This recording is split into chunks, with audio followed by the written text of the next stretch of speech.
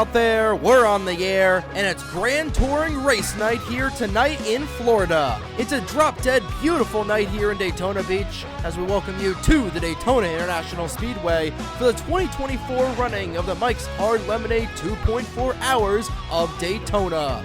Good evening, ladies and gentlemen, lads of all ages, as we welcome you to the track with live coverage on the North American Sim Racing Network and from high in the sky in the press box. My name is Trey Wright for the NASRN, and alongside me is my good friend Alex Graham from AG The Channel. 2 hours and 24 minutes are on the docket for tonight's race at the Daytona Road Course, a grueling 3.5464 mile facility at the World Center of Racing. And Alex, it's bound to be a good one for the 5th installment of this event and the first race of the newly created Flowmaster GT Championship. It absolutely is. I'm looking forward to this race. Of course, we called this race last year, and it was a great setup to the season for, at least on my end with the Wall Country. So many different drivers in this race and that throughout 2023. But hey, first and foremost, it's great to have you back, Trey. I know you've been gone for a while, but great to hear your voice again. Great to see you back in NR. And hey, we're going to have a great time here tonight. It's going to be a long night, but it's going to be a fun night. We've got a lot of great names in this field, ready to battle for 89 laps here around this Daytona road course here on this Friday night. Couldn't agree with you more. And what again, another great tradition that you started back in 2018 with the Napa 2.4 Hours of Daytona, back in the old NRLOA Kubota Sports Car Championship. Definitely going back. And yes, again, at this point, a couple of my videos will have dropped already, but it's great to be back here in the saddle. It's great to be back here, and that's part of the reason that this is becoming a series now. Is just this was always my most favorite event all throughout, and you know what, we're going to try to expand it into a 12 race once a month season this year, but this is now, as always, we have two classes of racing here in the Daytona 2.4, the faster GT Le Mans made up of Chevrolet Corvettes and Jaguar XKRs, and the slower but still as exciting GT Daytona full of Dodge Vipers and Ford Mustangs. 21 cars make up each class, and Alex, this race has a bit of everything, including 3 sets of pit stops. Making a good strategy could be the almighty coup de grace and ending up in Gatorade Victory Lane. Absolutely, and we've seen this race play out in strategic form many times in the past, and I expect no different here tonight. So early on in the race, you might have a couple of guys who seem to be very strong, but the strategy may play out a little differently for them as the race goes on. But also keep in mind, it's a race of attrition as well. We see a lot of different drivers get caught up in accidents throughout this event. It is an endurance race, one of the longest races run in offline in our 2003. So if you're not careful out there, you for each of these 89 laps and these near 2.5 hours they'll be running here tonight. It is survival of the fittest, and like you said, we've seen in years past how drivers can end their night in the S's on the first lap, get in trouble in the bus stop, hook a slower car through turns 3 and 4. And we'll go through our brief schedule for the season so far. So we got the Mike's Hard 2.4 Hours of Daytona right now. Then we've got Willow Springs in February, Papyrus in March, Denver in April. Go to Autodromo Hermanos down in Mexico City in May for the Cinco de Mayo Classic. Then we go up to Motorsport for Canada Day on the night before Canada Day at Mosport in June. Then July 4th, it's the Firecracker at the Glen.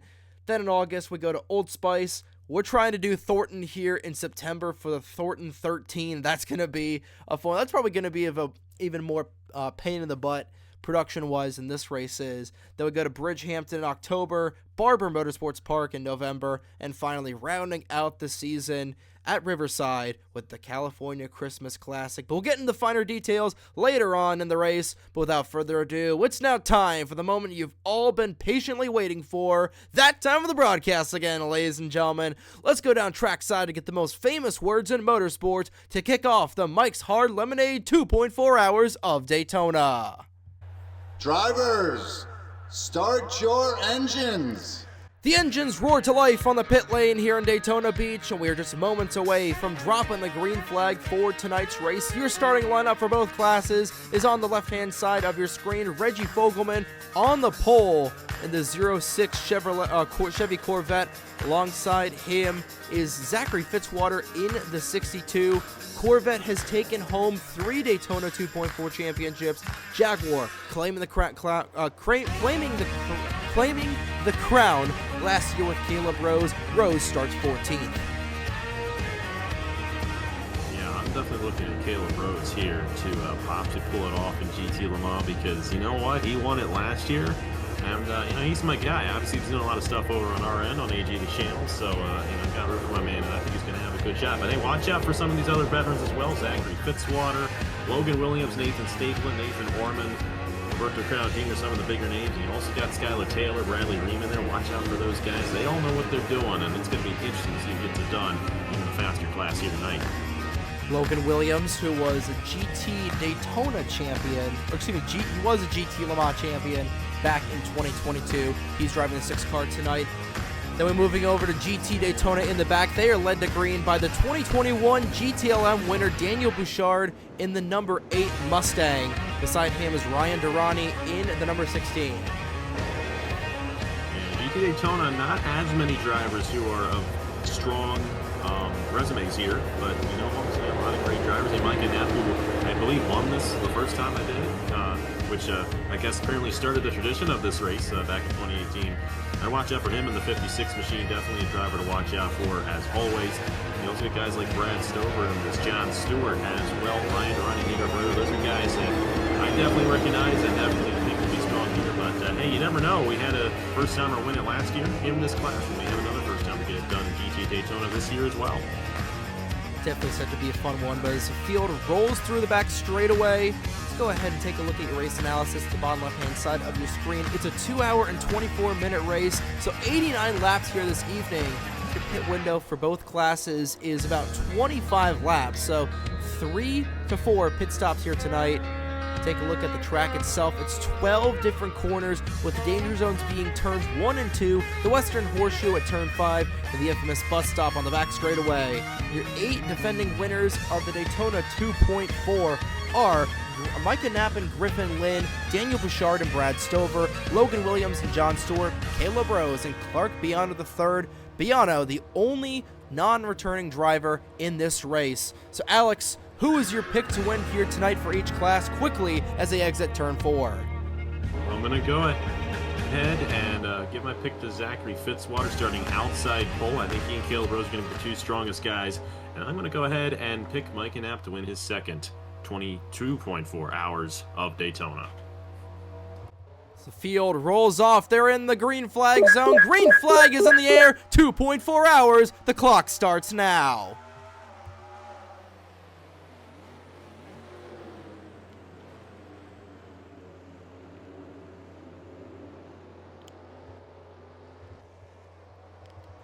This field makes their way through the S's. Dano Georgia hits the outside wall, but everybody somehow keeps it straight. The 9 car, couldn't tell who that is. I believe that is Colin Bear in the 9 machine.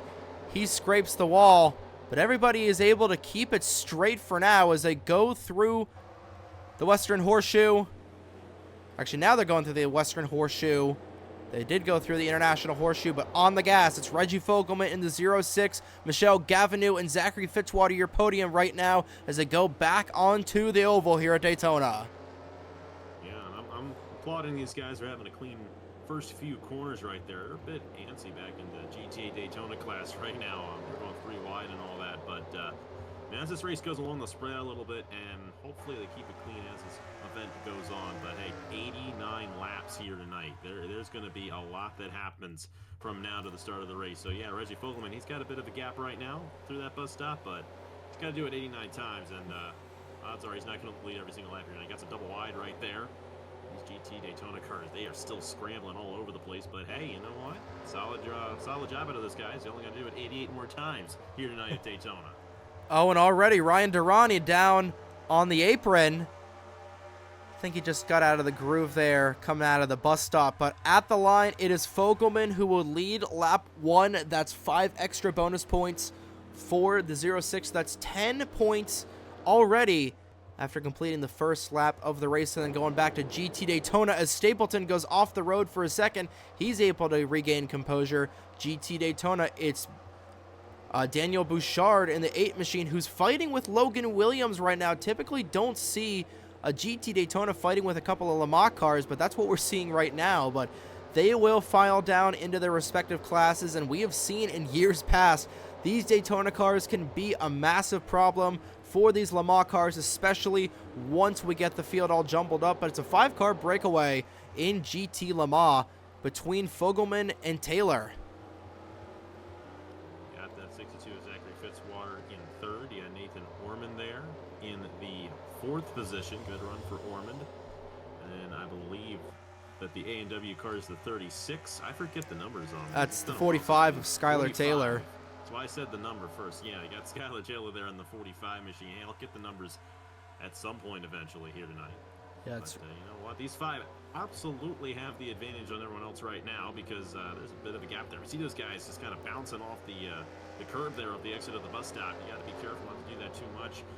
Could damage the balance of your race car, and we could also see mechanical issues tonight as well. So these guys have to be careful in that regard. Micah Knapp doing a little bit of off-road agricultural work right there through the bus stop, and he's able to keep that thing straight. It is a rarity that we have not had a single car have problems within the first 3 laps, but it's definitely the calm before the storm in this one. Gavineau right on the back bumper of the 06 of Fogelman. Right now, fastest lap belonging to Gavineau in that 12 car for GT Le Mans. I'll go over how the point system works going into this. So it's 105 points for first, 95 points for second, then divisible by 5 all the way down to 21st in your respective class, which gets you 1 point. We've also got bonus points like we did in the Mission Barbecue Cup Series. 5 bonus points for a lap led. The most laps led gets you another 5 bonus points. Fastest lap gets you an additional 5. And then a new thing, since we've got the chat option here, I'm going to try and do this for every race. The fastest four-tire pit stop, because they do have the pit times on here. We're going to be seeing a lot of pit stops here tonight. The fastest 4-tire pit stop will get you 5 bonus points here. So, new intricate point system that is going to be a pain in the neck on my end, but it's definitely going to be a fun to see how things shake up here in this 12 months of competition. Hey, and thank goodness for Score 4, right?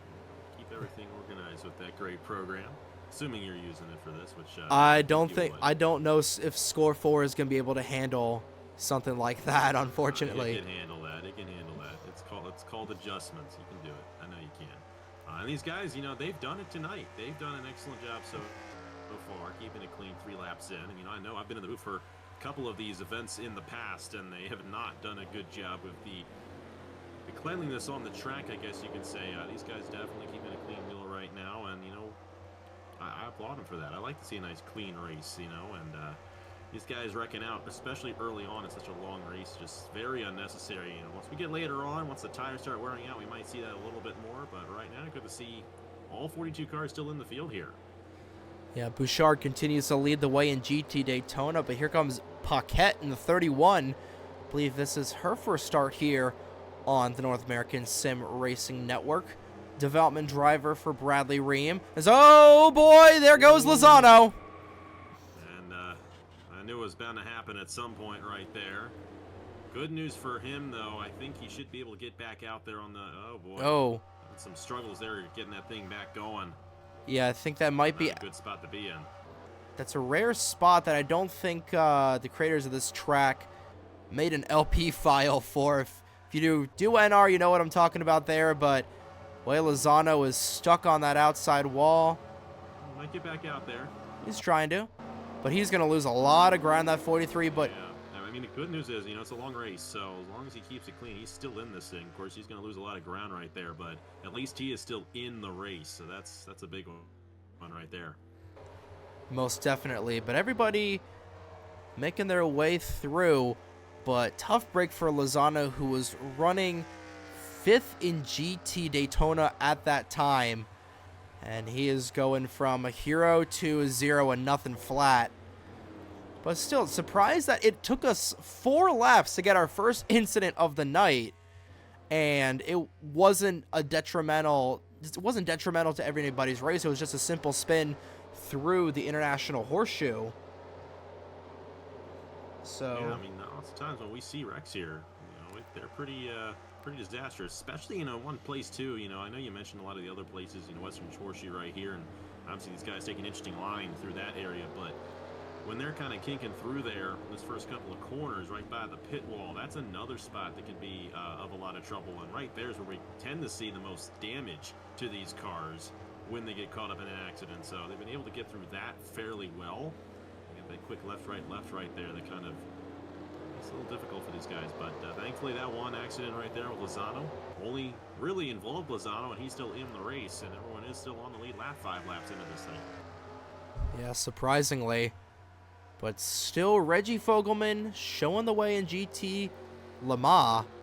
Fitzwater falling back to 2nd, like we said. So Gavinu is up to the 4th, or 2nd position, rather. 4th belongs to the 4 car of Nathan Orman. But everything pretty much running the way it should. Which, again, super surprising that these guys, they're already spread out. Even GT Daytona isn't as crazy as we would think, as Ryan Durrani hops the curbs there. But overall, like we said, typically we see an incident in the first couple of laps. In last year's race, I believe we saw a massive wreck that took out half the GT Daytona field on like lap 3 or something like that. So to see these guys running around here,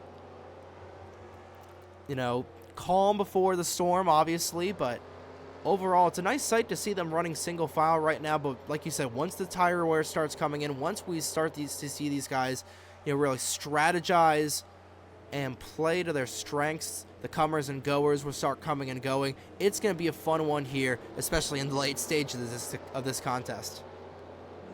I'm definitely intrigued to see how it ends up shaking out, especially if we have a lot more drivers in the field as well, because sure, they're not really making too many moves right now, but once we get that first cycle of pit stops, once we still get that strategy going, we'll start seeing some new faces up front, and then the action really starts kicking in. But only a 3-stop race, essentially, so it's still going to be a while. This 3-stop race, I think, with that, pretty much got about a 30-lap fuel window, if I'm not mistaken. About 25. 25. So, that makes sense. So, about a 25-lap fuel run, so we still got a little ways to go before these guys come down the pit lane here and start that cycle. But right now they're keeping it clean for the most part, just that one spin. Reggie Fogelman holding on to the race lead right now ahead of Michelle Gabino in the 12, so they're content to stay in their positions right now. There's really no need to overdo it at this point and potentially risk not having a shot at winning this race later on. Yeah, you don't want to make your move way too early, because if you've got pocket aces, you don't want to show your hand and go all in here on lap 7 and find out someone's got a full or a royal flush. But going back in there again, like we said, Lozano, the only one who's had a problem this race so far. They're running single file throughout the most part, which surprises me as well. But nonetheless, it's going to get a little crazier the further we get into this race. Orman trying to make a move on Fitzwater, but everybody running single file right now. Really surprising me personally. Yeah, I mean, they're doing a good job. They're keeping it clean, which is, very important. And I don't know, I think these guys, it's just, they've seen so many of these races where it's just been like wreck after wreck after wreck. It's like, let's just not do that tonight, guys. And, also I think a lot of it does come down to temperature on the track as well. We might have a bit of a cooler night here than we've had in the past, and because of that, a lot more grip on the track, and when there's more grip, they can handle their cars a lot better. And I think that's definitely applicable through the bus stop, as Fitzwater might have a shot there for 2nd. A bit of a jump right there to Gavino through the corner, the exit right there. It's actually very tough to make a pass on the banking, especially through 3 and 4 right there. They tend to not have a good advantage through that corner, so can remain in their respective positions.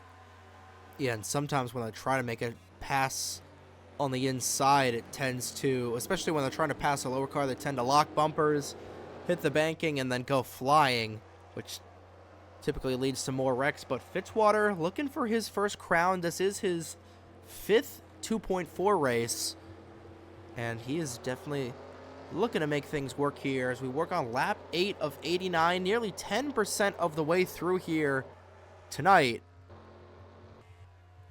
Durrani, really? Excuse me. No, it's somebody trying to find. I believe we had an issue with the 16 of Ryan Durrani. Yeah, Durrani, and I remember he actually was on the apron earlier on at the start there.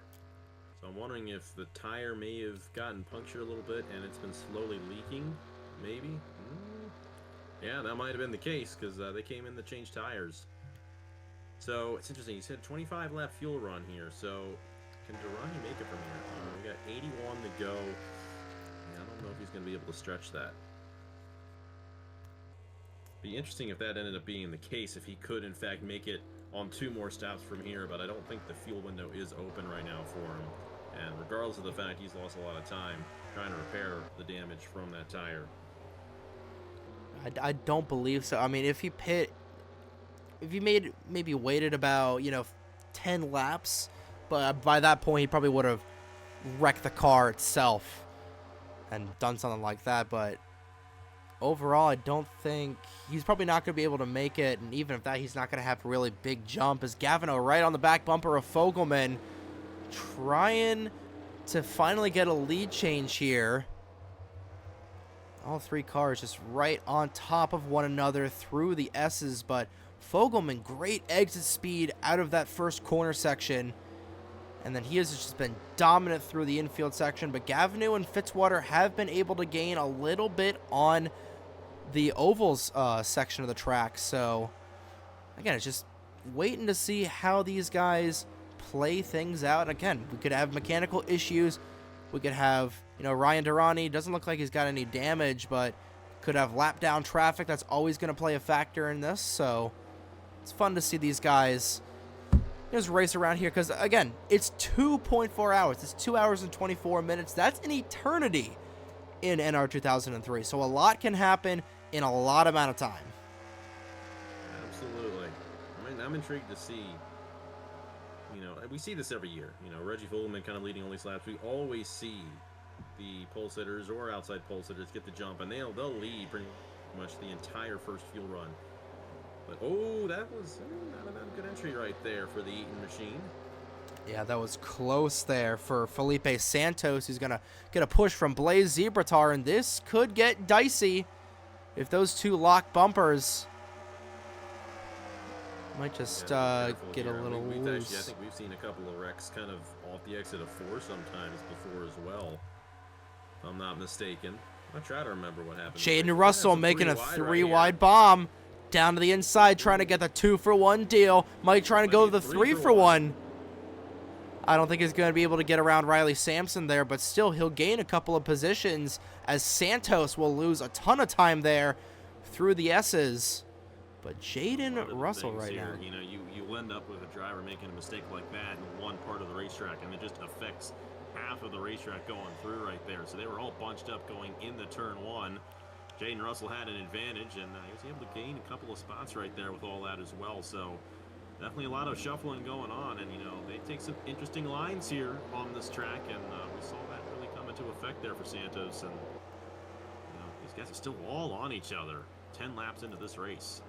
Santos wide through the corner once again. That'll open the door for Caleb Rose, who Rose currently running in the 10th spot. After that shakeup, started 14th like we're talking about. Another former winner in GT Le Mans is Logan Williams, who is a little bit further back in the 20th position. So not the start he would want as Santos going double file. I just get a little stressed there as I go double file through the bus stop. No matter how early or late into the race is, it's always a little stressful seeing these guys go too wide through there. Yeah, I mean, that's definitely a trouble spot. And, I think at some point tonight we'll probably see that come into effect. But as for now, they're all still relatively clean out there. Did we finally have a split between the two classes? Because I know We have. Daniel Bouchard was pretty close to Logan Williams there at the start of the race, but now definitely got that split going on right now. And, pretty solid battle here. Another thing too, we don't really talk about GT Daytona too often. I always talk about the Le Mans guys, that's the higher class and all that, but got a solid battle going on here between Bouchard and Paquette there in the 31, and then you got next driver in line. It's the 26, I do believe. Dylan 21, Matthews, Connor Monaco. 21, Connor Monaco. I tried reading it. It's a little hard. Yep. Like I said, I completely forget the numbers on these cars. My apologies. Connor Monaco. That's Eric Monaco's brother right there. Yep. In third. I believe, like me personally, this is the most recognizable car in the entire field. That's mostly because of the old TNT Man 93 skits that I always use, that 21 Harley Davidson car. That was the car that I drove, actually, in the first installment of the 2.4 hours of Daytona. Fun fact there. But Monaco driving it, and he's wheeling that car to third right now. Love to stay there on the 21 machine. Yeah, definitely an interesting battle here in GT Daytona, though, as I was saying. And don't get to focus on these guys as much, and we can end up with a great battle here because these guys, they go slower, and once we get to the end of the race, we're going to be mixed in with all those Le Mans guys, and they tend to have a lot more challenges because of that. But then again, too, once the Le Mans guys start closing in on the Daytona guys, that's when things get really interesting, and I'm intrigued to see how this all ends up playing out. I know the same two guys have led every single lap in each class so far, but like I said, that's how it always is to start out this race, and once you get to that first cycle of pit stops, that's when things get really interesting. We had an interesting moment a few laps ago up in this class, but we're still clean for the moment here. I'll check back to see if Santos has fallen back, and he's suited right back behind Caleb Rose right now, so we race on, but it's Fogelman who's been showing the way for this Le Mans class. He'll take a low line there through the West Horseshoe. But a 5-car breakaway for Le Mans. Like we saw, then it's Riley Sampson in the 36, Russell in the 8, Stapleton in the 7. And rounding out your top 9 is Blaze Zebratar, making his first appearance in the 2.4. Then Caleb Rose rounding out the top 10. Going back there is Sebastian Palmer in the 20. He's 11th. 12th is Bradley Ream. 13th, Dano Georgi. Glad to see him back in here. 14th, Roberto Crown Jr. 15th, Eric Monaco. 16th, Owen Miles. 17th, Aguirre Sato. 18th is Mike Vincent Jr. 20th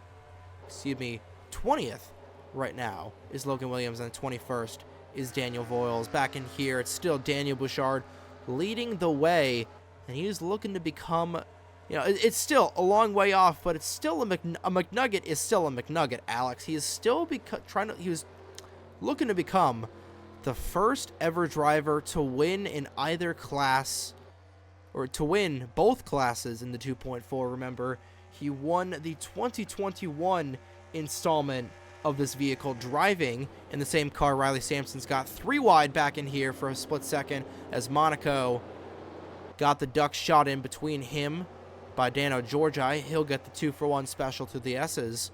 But Bouchard looking to make some history here tonight, bearing that things stay the way that they have been. Going to be interesting to see if that ends up happening. I mean, no one's won this race twice before, even in the same class. But, hey, it's been around a while. What is this, the now 6th running of this? 5th, actually. The fifth running. So it skipped a year.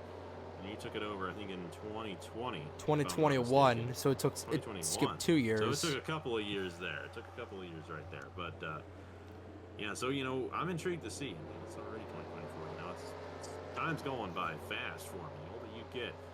I look forward to that, kids. Same for you and me, dude. It's 2018. That was 6 years ago or 7 years ago already. At this point, I remember that race. Too, and it was a lot of fun. The time we had with that one, and hey, I'm glad I inspired you to keep this race going. And it's a lot of fun, and I don't have to do all the work afterwards. You get to do all that fun stuff. But hey, either way, be intriguing to see if Daniel Bouchard can in fact win from the pole. I think that'd be an impressive feat to win from the pole, because you tend to not really see that. Lots of times the guys who start up front have issues at some point. A lot of pressure on you to win from the pole position here, and you got to be very cautious. And for these guys a little bit further back, they don't have that pressure going through it on racetrack. Yeah, Bouchard definitely taking advantage of the fact that, we didn't have any insanity in the S's on the start, in the S's on the start, in the bus stop on the start, because typically in the last 3 installments of this, we've had quite a bit of insanity in the starts of this race. But like you said, a decent sized gap between Le Mans and Daytona, just how we like to see. There's John Andrews, who won the 2022 installment of this race. It was not televised because, surprise, surprise, we had technical issues. And that is, well, if you're wondering why I've got the chat button right here, you're like, oh, you don't have that on the replay. We're doing this race live. I don't know if you can tell by how laggy the race is. I don't know if the race is being that laggy right now on the recording. Hopefully it's not. But overall, this is the first time we're actually doing this race live. So kind of riding the lightning, praying that the game doesn't crash, knock on wood.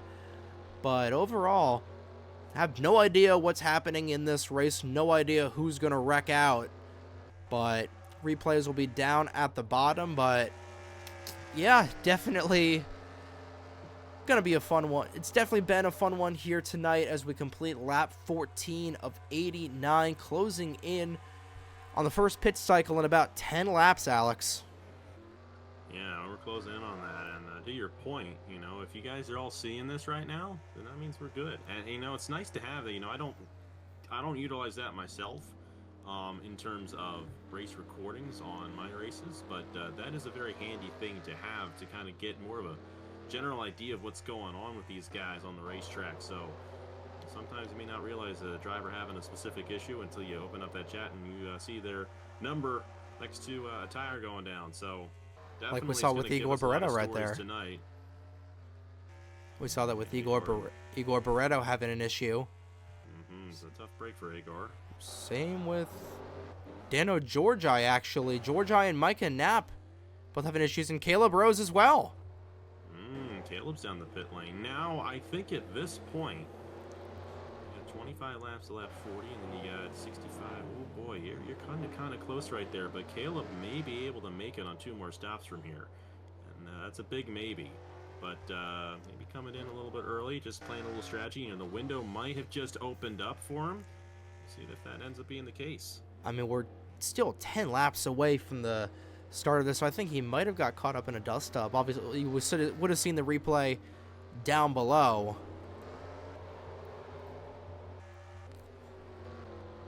But of course, with the race being live, that doesn't mean we're not going to do like an hourly recap. We will end up doing an hourly recap where, essentially we're just going to, go back at the replay ourselves and then review them. But overall, the old-fashioned way. Exactly. the old ways back on the old Napa fan days. How about that for a throwback? I haven't heard that one in a while. Hey, we're bringing the Napa Restart Zone to AG the channel this year, though. So we've got the Reese's Restart Zone here in the North American Sim Racing Network. It used to be Reese's on our end for some reasons. So I made the tracks. Put the Napa Restart Zone. So hey, the good homage to the old days on my channel. Good old days of being a Napa fan.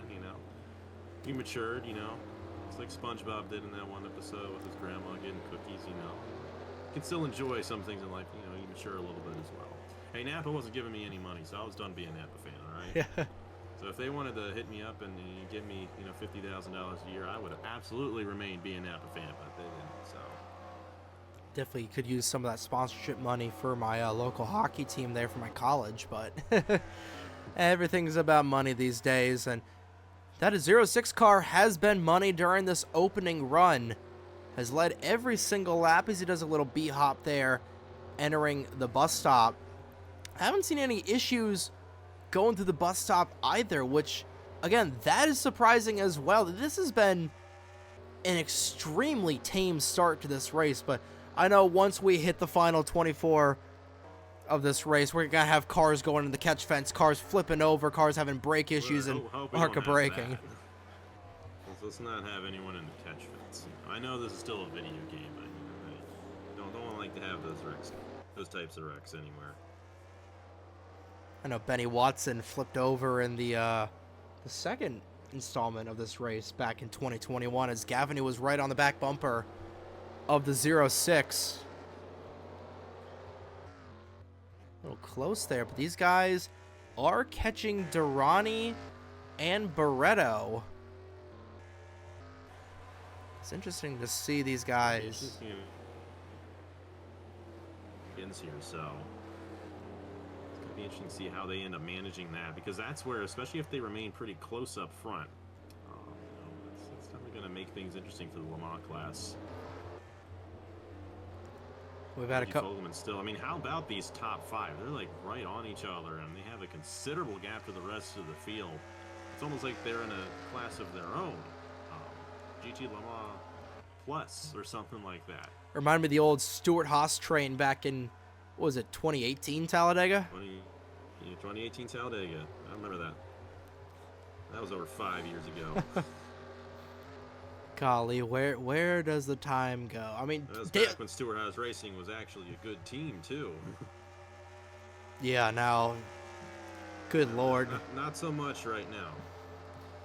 Well, like, I mean, I keep thinking Ross Chastain is on there for some reason because he's got Busch. But he's got Busch, he's got Wendy's, God, he's got, like, you know, burger in one hand, beer in the other, like they say in Bob's Burgers, living the life. How about that for Ross Chastain? Underrated show.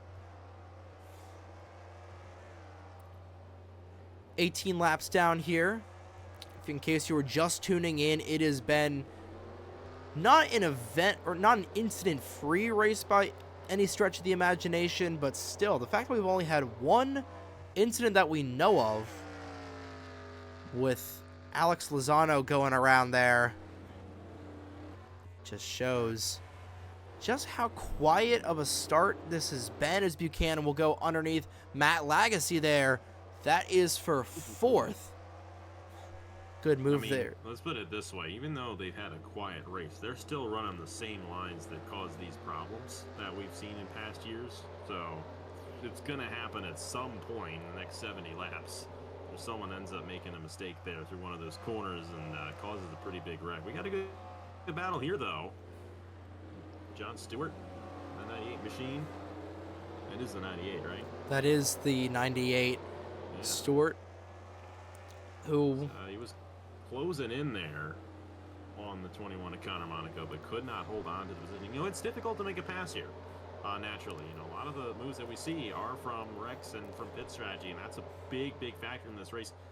And, you know, that's why whenever you get a pass made on the racetrack, that is a big deal, because, you know, every position you can get, you know what I mean, quite a bit. It's one thing to catch a guy, it's another thing to pass him.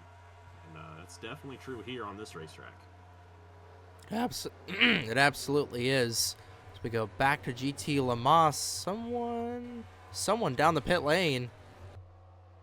Oh, there, that's Brooke Paquette. She was running second, wasn't she?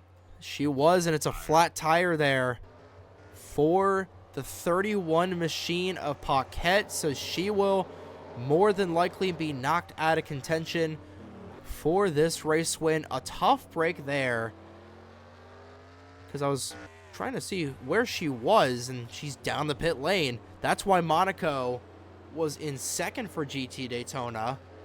That's opened the gap there for Bouchard just a little bit there, but a tough break for Paquette. We've seen a lot of tire issues early on in this race, Alex.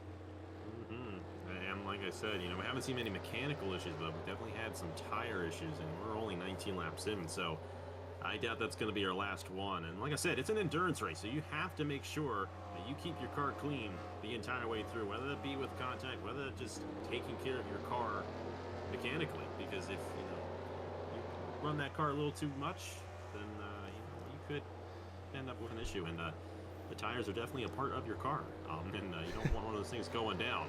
So you got to be careful, and I think it might be part of the reason why we're seeing these guys not race as aggressively. They're just being clean with their cars early on so that they can have a lot more to race with when we get to the end of this race later on tonight. Ream going up top of the 36 of Riley Sampson. Ream will scrape the wall there just a little bit. But going back to GT Daytona, haven't mentioned him, but Griffin Lynn is back here in the conversation for the 2.4 hours of Daytona. The first ever winner of GT Daytona, driving the #1 car here tonight. Griffin Lynn. That was the one I ran. Yeah. All the way back in the day. Yeah, looking at that video to see what car he drove back then. I believe he drove this car right in front of him that's being driven by Dustin Davis right now. But Griffin Lynn and Micah Knapp, both drivers in the GT Daytona class this year. Yeah, but going back and you hear names like Cody Smart. Trying to think of who else was all the way back then. Golly, it's A lot of names 6 years ago. You know, it's interesting. You know, this is a name you might not even know, Trey. I don't know how much you kept with the Wall Cup Series. Drew Webb, Wall Cup Series champion. And if you watched the Wall Cup Series last year, you know exactly who I'm talking about. But yep. Drew Webb never even made a start on my channel until last year in 2023. And went on to win the Wall Cup Series. So that's what happens sometimes, you know. And I've done this, and we've done it for a long time too, but I've done it for almost 10 years now. So I've seen so many different names come and go. Some of them have been here forever. I mean, Zachary Fitzwater, you know, has always been around. You know, Nathan Holmes has been around for a long time. Nathan Stapleton for a long time as well. Those are three guys who have been around for nearly a decade in all this. But, you know, then you get new guys who just come through, and they race right up with those guys. And it's always so much fun to see. And the more I do it, the more you get those new rookies, and the more you get the old veterans. And, you know, you definitely build a lot the longer you do it. And you know, that's what we've seen here in this race especially. We've got a lot of guys who have been around for ages, and then some guys probably making their first ever start. So it's just a lot of fun. And you know, so many different names have come and gone over the years. Good to see some of them still around and get new faces. And it's just the nature and the cycle of it. And you know, we've done it for nearly a decade. Just about a decade. Yeah, we've probably had a good, I don't know, probably have had a good maybe 1,000 people, maybe. Nah, that may be a little much. I'd say maybe 500. 500, probably at least 500 people have made starts on my channel, probably. And then you've probably got at least 250 on your end, too. So this has been a lot of people who have come and gone. And, yeah. I mean, you're making me go on all these tangents. You know, we're having, you know, a bit of a calm race, so we got to talk about other things. But, hey, you know what? We're closing in on this cycle. Just a few laps from now, and things are definitely going to get interesting once we get to this point. Definitely is. And if I'm not mistaken, I'm trying to remember if it was 2014 or 2015 that was the first year of the Chick-fil-A Cup Series. Legally, it would have been 2015.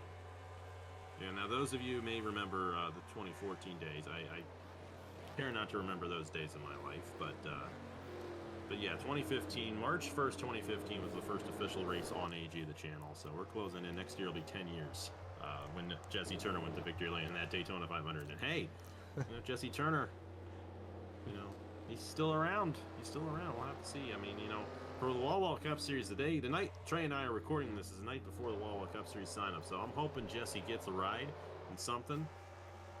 But if he did get a ride, you know, that'd be pretty cool to have him back. And you know, Fitzwater was also in that first race as well, and you know, he's running third right now here tonight. So obviously Fitzwater's been around in everything, everywhere. It's great to see him still running, and running well here tonight as well in that number 62 machine. Yeah, they don't call him the God of Enter 2003 offline for nothing.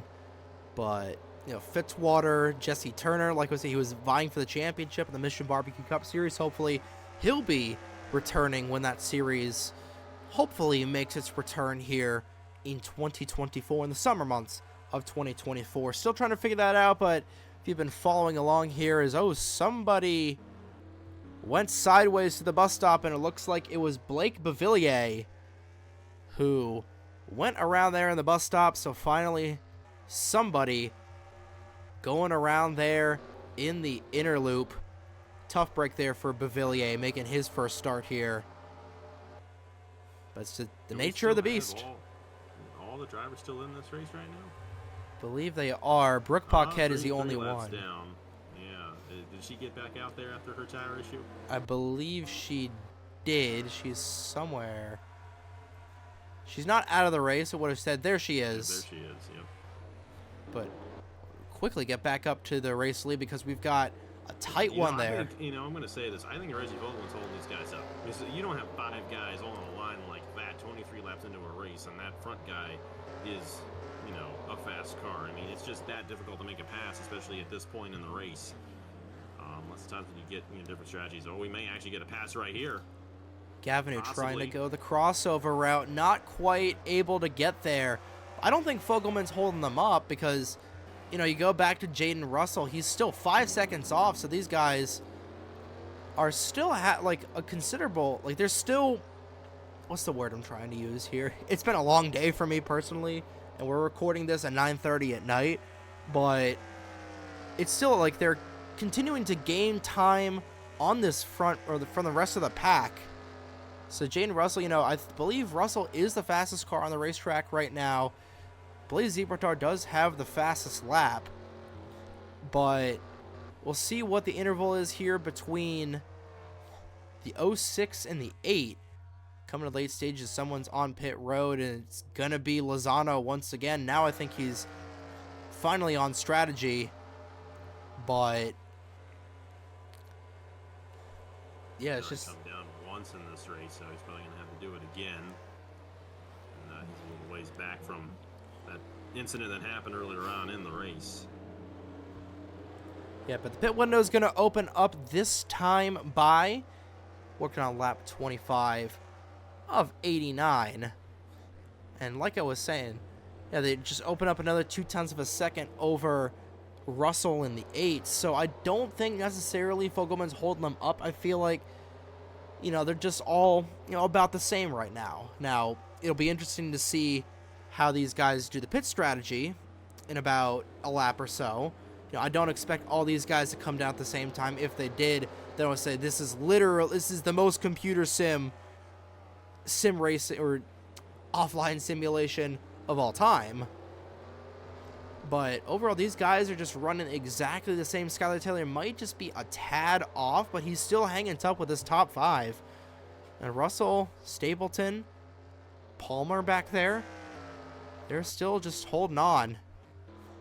Barretto makes a rough cut there. Now we're starting to see some Daytona cars hit the pit road. There's Harmon in the 88, Lagacy in the 60. So I think there's Dylan Matthews in the 26. I think this time by should be the magic number for these Le Mans cars, rather. We'll follow with Fogelman. The Le Mans cars, they can... they are coming down. Oh, never mind. Yep, they are coming down right here. And it looks like... Oh, so we got a little split strategy here. Fitzwater's going to stay out and lead a lap. So finally a lead change in this race. At a quarter of the way through right there. Now we'll see who's got the fastest time. They're all on each other, so if one of these guys makes a mistake, the others are going to definitely take advantage of it. So down the pit lane, Fogelman, Gavinu, and Orman. And again, we'll have to see what these guys' pit times are to see if they'll be in the conversation for the fastest pit time or 4-tire pit stop. 4 fresh BF Goodrich tires going on these cars, filling that gas tank of Octane racing fuel. Orman rather, a little slow. Out there, it's going to be 14:42 for Orman, 14:36 for Fogelman. We'll go back in here. So now everybody coming down. There is Bouchard in the 08. He is coming down. See who stayed out for GT Daytona. And it looks like Dustin Davis showing the way there in the 72 for the Daytona class. But right now, Fitzwater, imagine he and Skylar Taylor will come down this time by. That's good news because they were going to catch Ryan Durrani in about 2 or 3 laps. So good thing for Durrani being able to not have those guys right in front of him as they're too wide going down the pit lane. You got to be careful. And Bouchard there did not have a good stop, and that's the 99 and Nathan Buchanan getting around. And Bouchard fell back quite a bit there on that stop, and it's just the thing. I was talking about this earlier. When you're the pole sitter, you kind of have this expectation, and that cloud over you. It's like the pole sitter doesn't usually have good luck in this race, and that might have been the cloud again, and getting in the way. his own pit crew. A bit of a slow stop there for that team, but, you know, they're still in this race. Still a long ways left to go. Still 2 more cycles left to go in this race. Going to be interesting to see how they rebound from that. Fitzwater comes down. Taylor comes down. Taylor is the first one out of his pit box. So it'll be interesting to see as everybody makes their way down the pit lane. Now here comes Davis. So I think he will have led a lap there for GT Daytona. All the Daytonas coming down. So I think Connor Monaco got the jump on everybody. There's Harmon, who is a little ways away. We'll have to see how things shake out with timing and scoring.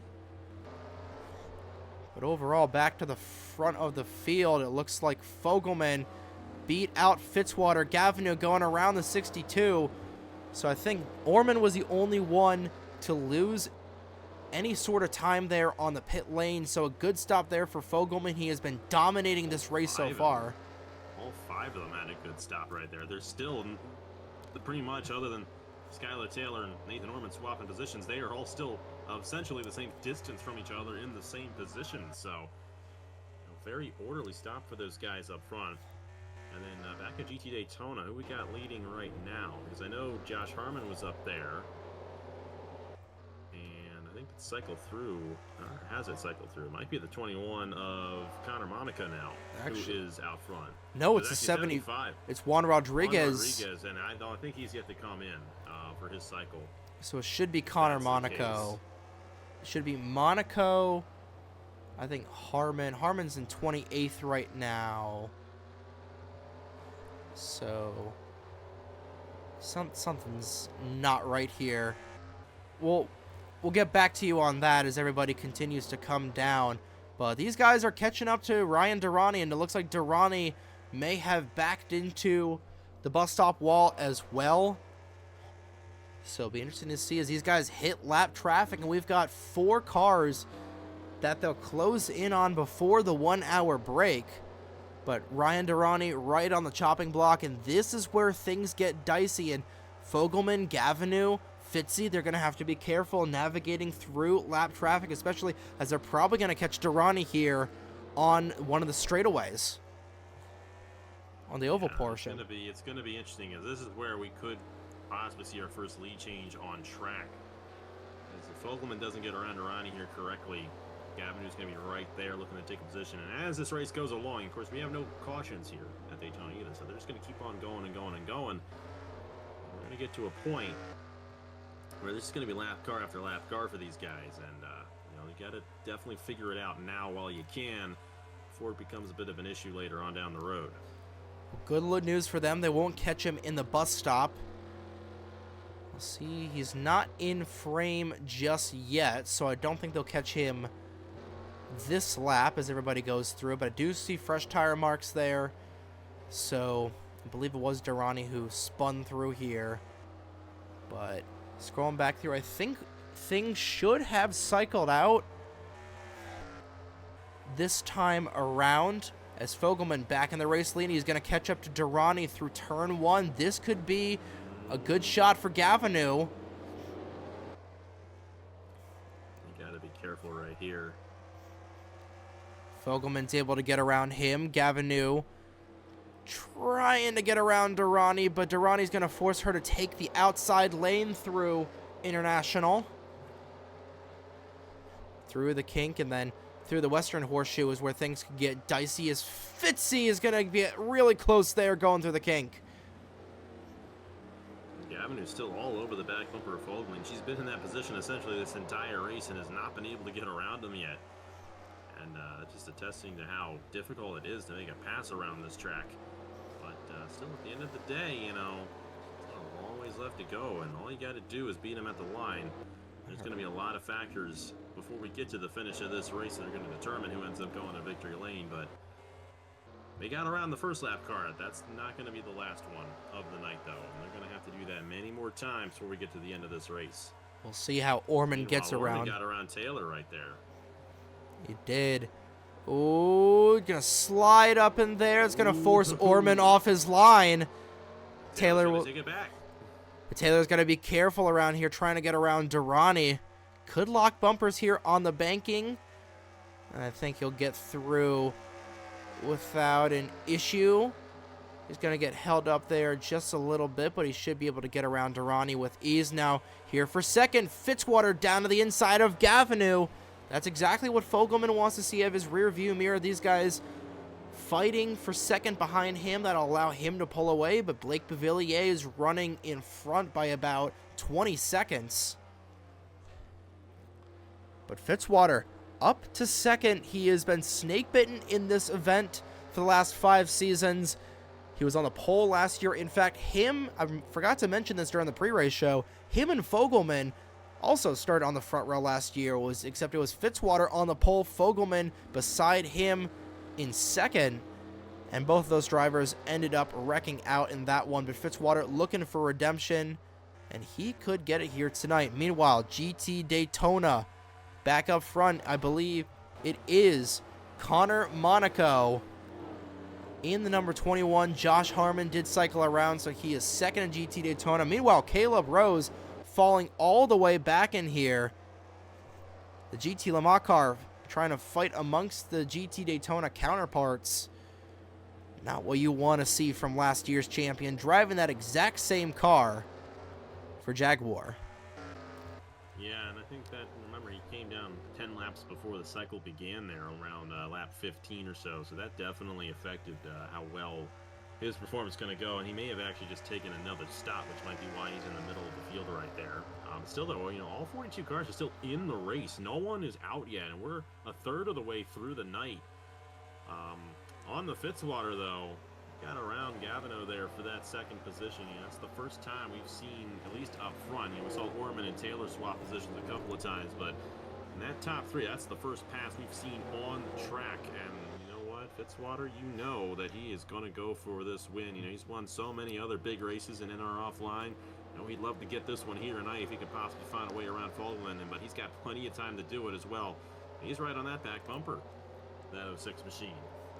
Yeah, we saw these guys all on the same pit strategy. Taylor and Orman were on a separate... Actually, no, Fitzwater stayed out. So Fitzwater having 1 lap fresher tires than everybody. You know, with how hard they're punishing them right now, I don't think that's gonna 1 lap or 3.5 miles less of tire wear is gonna make that big of a difference. But overall, Fitzwater, he made the pass for second. Now, can he make the pass for the lead? He's 5 car lengths off from the 06, so I don't think he's going to do it this time. But again, like we're talking about, lap traffic. As Juan Rodriguez waited way too long there on the pit cycle. And he is caught all the way back in there. Bouchard diving underneath Josh Harmon. This is for second in GT Daytona, all behind Connor Monaco. And Buchanan, rather, did I say Bouchard or Buchanan? I'm pretty sure I said. You said Bouchard. That 88. That's a 088, right? That's. I meant to say Buchanan. That's the 99. That's the 99. That is Nathan Buchanan there, the 99. And then the 88 of Josh Harmon. Caleb Rose kind of sandwiched in the middle there. Caleb Rose going to make a move right here as the faster car, but it's a shame for Caleb. You know, he won this race last year. Didn't really find much success at the start of this one. You know, he was doing fairly well. He was up to 10th at one point after starting 14th. That's a pretty solid way to go to start off this race, but he came down the pit lane there a little too early, and he's kind of out of the cycle now. Meanwhile, you know, Fogelman's still hanging on here. I'm waiting for something big to happen here. You know, I feel like, it looks like we got some tire marks there. I'm not sure if that was from Lozano earlier on or not, but that looks like it was from Lozano. Actually, That wasn't Lozano. That one behind is Lozano. Then you got a second set right there ahead of that, kind of midway through the corner. Well, that's a different one. That's one that we haven't seen ourselves yet. Obviously, you guys, if it's already happened, you guys have seen it on the corner of your screen. But we've had a couple things go on tonight that we haven't really caught yet, but it just hasn't been big enough to really knock anyone out. Yeah, well, obviously we'll review everything that happened in the first hour in just a couple of laps here before they catch lap traffic. But right now, Fogelman, again, continuing to dominate this Le Mans class. Again, he's been the class of the field so far, been leading this race. Fitzwater not within striking distance, and it's fun to see how these guys will navigate around, especially through that infield portion of the track and how close they can get. Surprised we haven't seen anybody wheel hop through turn 1. That's something that we've seen quite a lot at this track. But overall, again, everybody just keeping it nice and clean, a rarity in the 2.4. And I guess, you know, that's how this thing can start, is Dano Georgi down the pit lane, something amiss on the 84. So tough break for him, making his first start in the Daytona 2.4. You know, I know we're still very early on in this race, but if Fogelman goes flag to flag like this, that is impressive. I know it's simple faster, I've said that and all that, but pull something like that off in an 89 lap race. I know he's not led every lap officially, but he has essentially been the race leader this entire night. And especially with all these guys right behind him, if he could pull off the race, it'd definitely be an impressive win for Fogelman, but still a long ways left to go. And Fitzwater can definitely pull that same strategy again and maybe jump that 06 on the next cycle. We'll see that probably about 18 laps from now. It's going to be interesting. Just about. It'll be interesting to see if Fogelman can hold him off, because usually, and we saw it with Bouchard in GT Daytona, he had an issue. He's fallen back from the lead, so we got to swap the hands there in that class. GT Le Mans, waiting for it to happen there to Fogelman, but hey, it might not happen to him. He might run a clean race for 90 straight laps. Yeah, GT Daytona, I think Caleb Rose is pushing this 21 car, especially on the straightaways, because this 21, see, how far in front is he? Well, he's got the Le Mans car in between him, but he is 4 seconds in front of Nathan Buchanan, which is an eternity on the track, especially when you've got all that clean air. So Monaco dominating the early portions of this Daytona class. But again, for Caleb Rose, you know, typically this is a special event. However, this is a points-paying race. This is, you know, a Grand Touring Championship here. So there's still plenty of time for him to, you know, take the championship. You know, this is a crown jewel event here on the NASRN, and it sucks to not be able to get there. But, you know, there's still the year-end championship at Riverside on Christmas. So still a long season for that 5 team and a long season for everybody involved. Even Blake Bavillier, who is now in the sights here. We'll see how these guys navigate around Bavillier, Lozano, and the 31, and then we'll go to a commercial break here. Like I said, still reviewing everything here, and still have the only NR 2003 race with commercial breaks. And it's a fun one here. It's a fun little tidbit. It's a fun little thing I like to do, even though we could do this flag to flag. I just want to go back and review everything. You're not the only one. There are people who do it. I understand for one like this. You got free pass. If you're going under 2.4 hours, you shouldn't do it. It's a necessity. You know, I won't do this for any of the other races. The other races will probably be like an hour and a half in length at that. But this is the only one. You know, it's the crown jewel event. You can't change it. The 2.4 hours of Daytona. You can't change that whatsoever. But Bavillier, like we said, he's on the chopping block for these Le Mans guys. After that, it's Lozano and Paquette in the 31. And then it's clean air in front of these guys all the way until you get to Logan Alexander. And I think that's really the end of the GT Daytona field of guys who haven't had issues as well, if I'm not mistaken. So, be a second before we get to that point. But once we start, you know, lapping these guys who have not had issues, that's when things really get interesting, because you're going to start running into bunches of these cars. And you know, we're going to get to it at some point. They may not really hit the lap traffic too much here tonight. I mean, we're 34 laps in, and you know, the Daytona guys aren't that much off the pace from the Le Mans guys. But you know, it'll still be interesting to see how that all ends up shaking out. Absolutely. But Fitzwater just waiting for this 06 to slip up, and he'll slide in that first spot. Same thing for Michelle Gavinou, making her first start here on the NASRN. driving Benny Watson's old car here. I'm proud. Another development Benny driver. Couldn't do anything in that car, so I'm glad we got someone who knows what she's doing.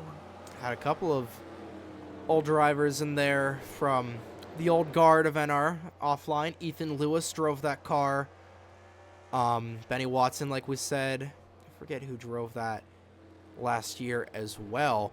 But a dominant car, and a car that's running up front there in P3 on the final podium position for GTLM. But now they're catching up to Bavillier.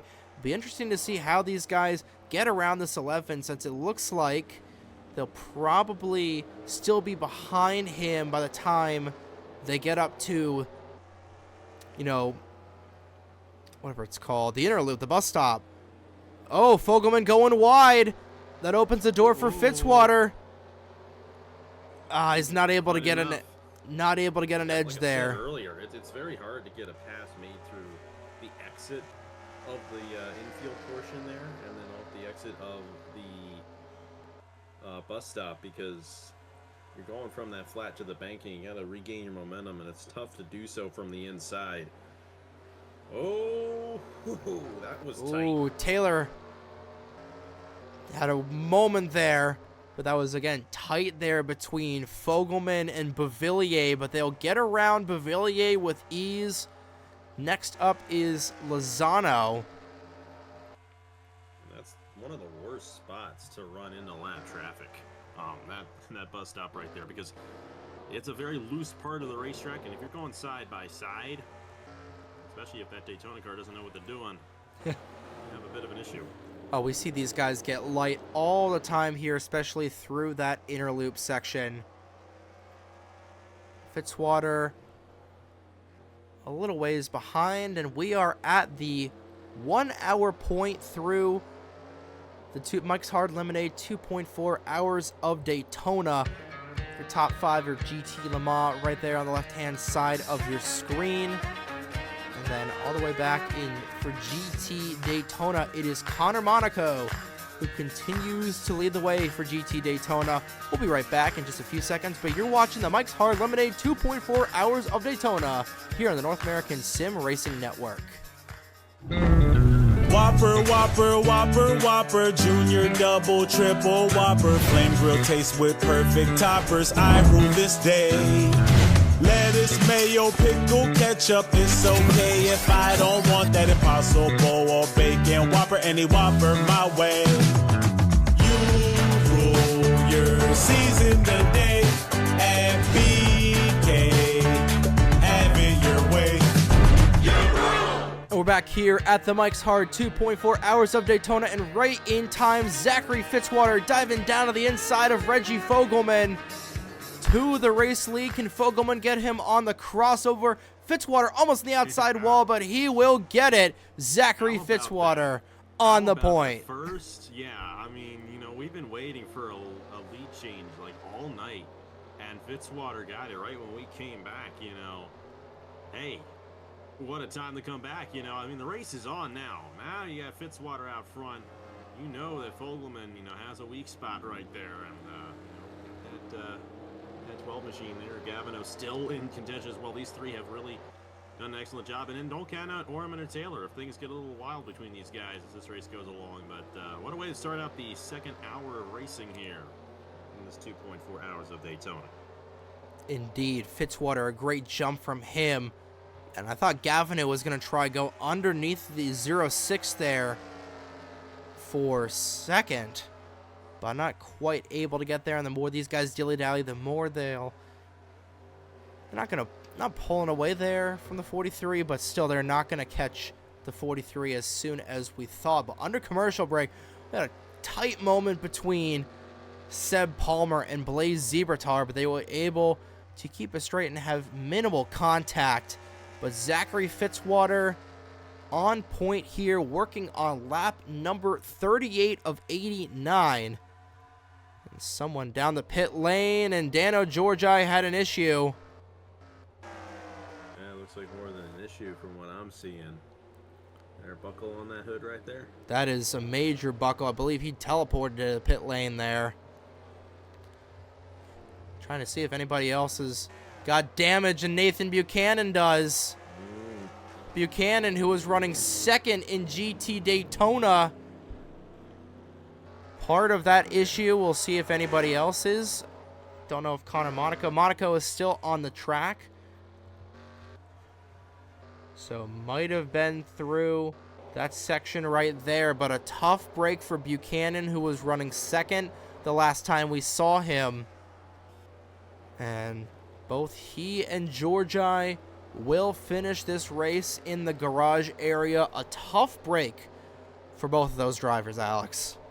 Yeah, and you know, what a way to start this second hour. You got a lead change, and then we got our first DNFs of the race. You know, it's like we're back to the old 2.4 hours of Daytona again, as it always was. Very calm first hour, and then all of a sudden, boom and boom, and you know, the race is on now, and these guys know, you know, they're going to get more aggressive as this race goes on. We're still not even at halfway yet, but just a few laps will be at that point, and can't really make too many more mistakes if you're going to rebound from them. Not that any of these guys up front have made any mistakes, but if you do, now's the time. Get it out of the way. Buchanan will come down the pit lane, and thankfully that was right before the Le Mans leaders were roaring past him, so good thing for him. Good thing for a lot of those people involved that Buchanan didn't come up the racetrack and LePage the field, but now we catch up to 2-lap cars, and after that it's Juan Rodriguez, who is all the way in the Western Horseshoe, so we got a lot of time before the next round of lap traffic. Probably get to our next pit stop before we get to more lap traffic, Alex. But Lozano and Paquette, two drivers that had some issues. Lozano holding up Fitzwater. Now Fitzwater trying to go to the outside, but he's going to have the long way around. Can he get around Lozano? He will be able to. Meanwhile, Gavino not able to get around the 0-6, but that adds a pick between Fitzwater and the 43, and now the 43 trying to make a move. Orman trying to make a move, but he's not able to quite get an edge.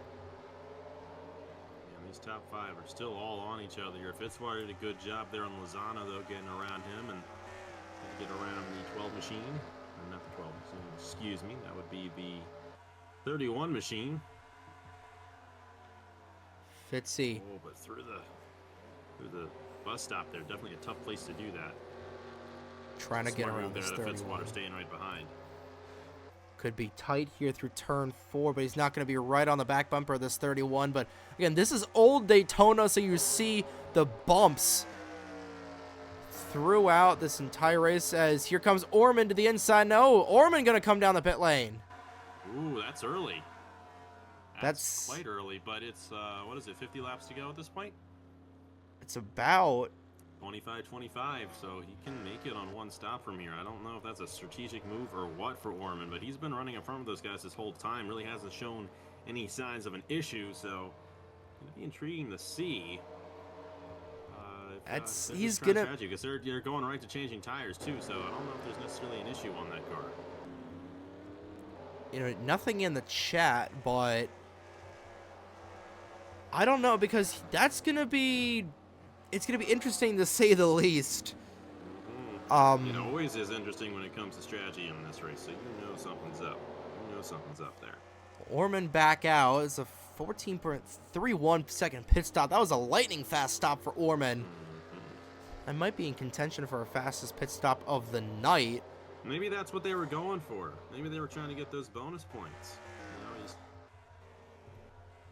You know, you're trying to get the points while you can. I don't know if that's going to help with their overall finish here tonight, but definitely an interesting choice right there out of that team. You know, I mean, in that regard, you're chasing pennies you're losing dollars chasing after pennies. So I don't know if I'd necessarily agree with that strategy, but, and again, you mentioned like that, he came down lap 39, so we got 50 to go, 25 on a stop. He is going to be dangerously close to the number, as Gavino will go up to second past Fogelman. Now Fogelman under fire from Skylar Taylor, so I think he's starting to go away in that 06 car, as Taylor right on the back bumper. He is knocking on the back porch of that Interstate Batteries Corvette right now. and tight racing here. And I do think, especially seeing Fitzwater pull away like he has at this point, I do think Fogelman was kind of holding those guys up. Because, you know, now you got the 62 and the 12 both around. And Fogelman 2.5 seconds off the race lead now. So that 06 just didn't quite have the speed as this race was going along. And then you got Skylar Taylor looking for the podium position right here. Taylor firing on the 06. It's Fogelman who's under fire from Skylar Taylor. Let's quickly check back with GT Daytona, see how those guys are faring. Got scared for a second. There's Connor Monaco, who's got a massive lead over Josh Harmon. Harmon right now is under fire from the 9 of Colin Bear.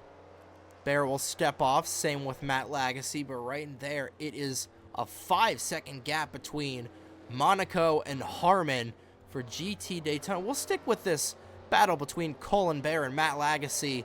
Both of those Dodge Vipers bumper to bumper. With 8 laps to go until the second pit cycle. Again, it'll be interesting to see how things shake out here, especially with Zachary Fitzwater. He's pulling away there from the 12 of Gavino. You know, these guys not really doing anything too much, so we'll flip back to the front. But right now, Taylor is backed off there from Fogelman, but it's still a 4-car breakaway for this top spot. And Blaze Zebratar bringing up the rear. He is 5.5 seconds off, but he is a little ways away. He's a straightaway away from Skylar Taylor, so he's making his moves, and then you got to go all the way back to the 64 of Felipe Santos. It's going to be very interesting to see, because I think we're starting to see these tires start to wear out, and it gets a little bit harder to make moves. We saw a lot of those moves be made, well, actually kind of midway through that cycle, which is kind of interesting. But, you know, these tires are really going to get different from each other as this race goes along, and I think that's a big reason why we start to see a lot more moves being made later on in the race. So, going to be interesting to see how it all ends up shaking out here. Fitzwater, though, this is the largest lead we have seen in GT Le Mans all night long, and they'll have to see if he can manage that gap, pull away even more, and maybe just run away with this race. Definitely could be in the cards there. You know, he's, like we said, he's one of the most experienced drivers in the field, if not the most experienced. You know, him, Micah Knapp, Griffin Lynn, guys who were in the original 2.4 hours. Meanwhile, Skylar Taylor going underneath Fogelman, so I think we're right about Fogelman holding these guys up as Taylor will take the inside lane. We'll see if Fogelman is able to get the crossover through the S's, but I don't believe he will be able to, and Taylor up to third. But all these guys chasing Zachary Fitzwater, but still about 7 laps away from this pit cycle starting here, so it'll be interesting. Again, I feel like I've said it'll be interesting to see how things shake out, but it will be, because there's still a long time to go and a short time to get there. We're only halfway through this race, and there is still an hour and change to go in this, so there's still plenty of time in this race, Alex. Definitely. We're not even halfway through this thing yet, so it'll be very interesting to see how it ends up shaking out for certain drivers here tonight. We continue to move on. We're closing in, though, to halfway. So we're going to have to see, you know, who ends up getting the halfway mark. And, you know, we still have most of these guys on the racetrack as well, which is very interesting. You usually don't see 40 drivers, I think we still got on the racetrack. 43 laps into the race. So usually 40 a cars. few more guys who are knocked out by this point. But, hey, you know what? Good to see these guys race it clean, at least up to this point. And, hey, you know, we're about 7-8 laps away from our second cycle of pit stops here tonight. And remember, if Zachary Fitzwater stayed out an extra lap on the rest of those guys, will he stay out an extra lap or another extra 2 laps on the rest of the field? And will that play into his favor, having those fresher tires later in the run? I'd imagine he'd probably try to stay out an extra lap, if that. But again, Fitzwater just running his line right now. Daniel Voiles currently has the fastest lap in GT Le Mans, and then GT Daytona, it's Igor Barreto who's got the fastest lap. Right now, Fitzwater, not even the conversation for fastest lap, trying to figure out where he is on the fastest lap board. He's got the 11th fastest lap in this race, but 11th. That's just a single lap out of 89, so a drop in the bucket. Just doesn't matter. It's not about who can get the fastest lap. It's who can lead the last lap. And Fitzwater just trying to get there. But I saw Nathan Orman back in here fighting with Ryan Durrani, trying to get around him. Orman right now currently in that 17th spot. So he's been able to get around a couple of GT Daytonas.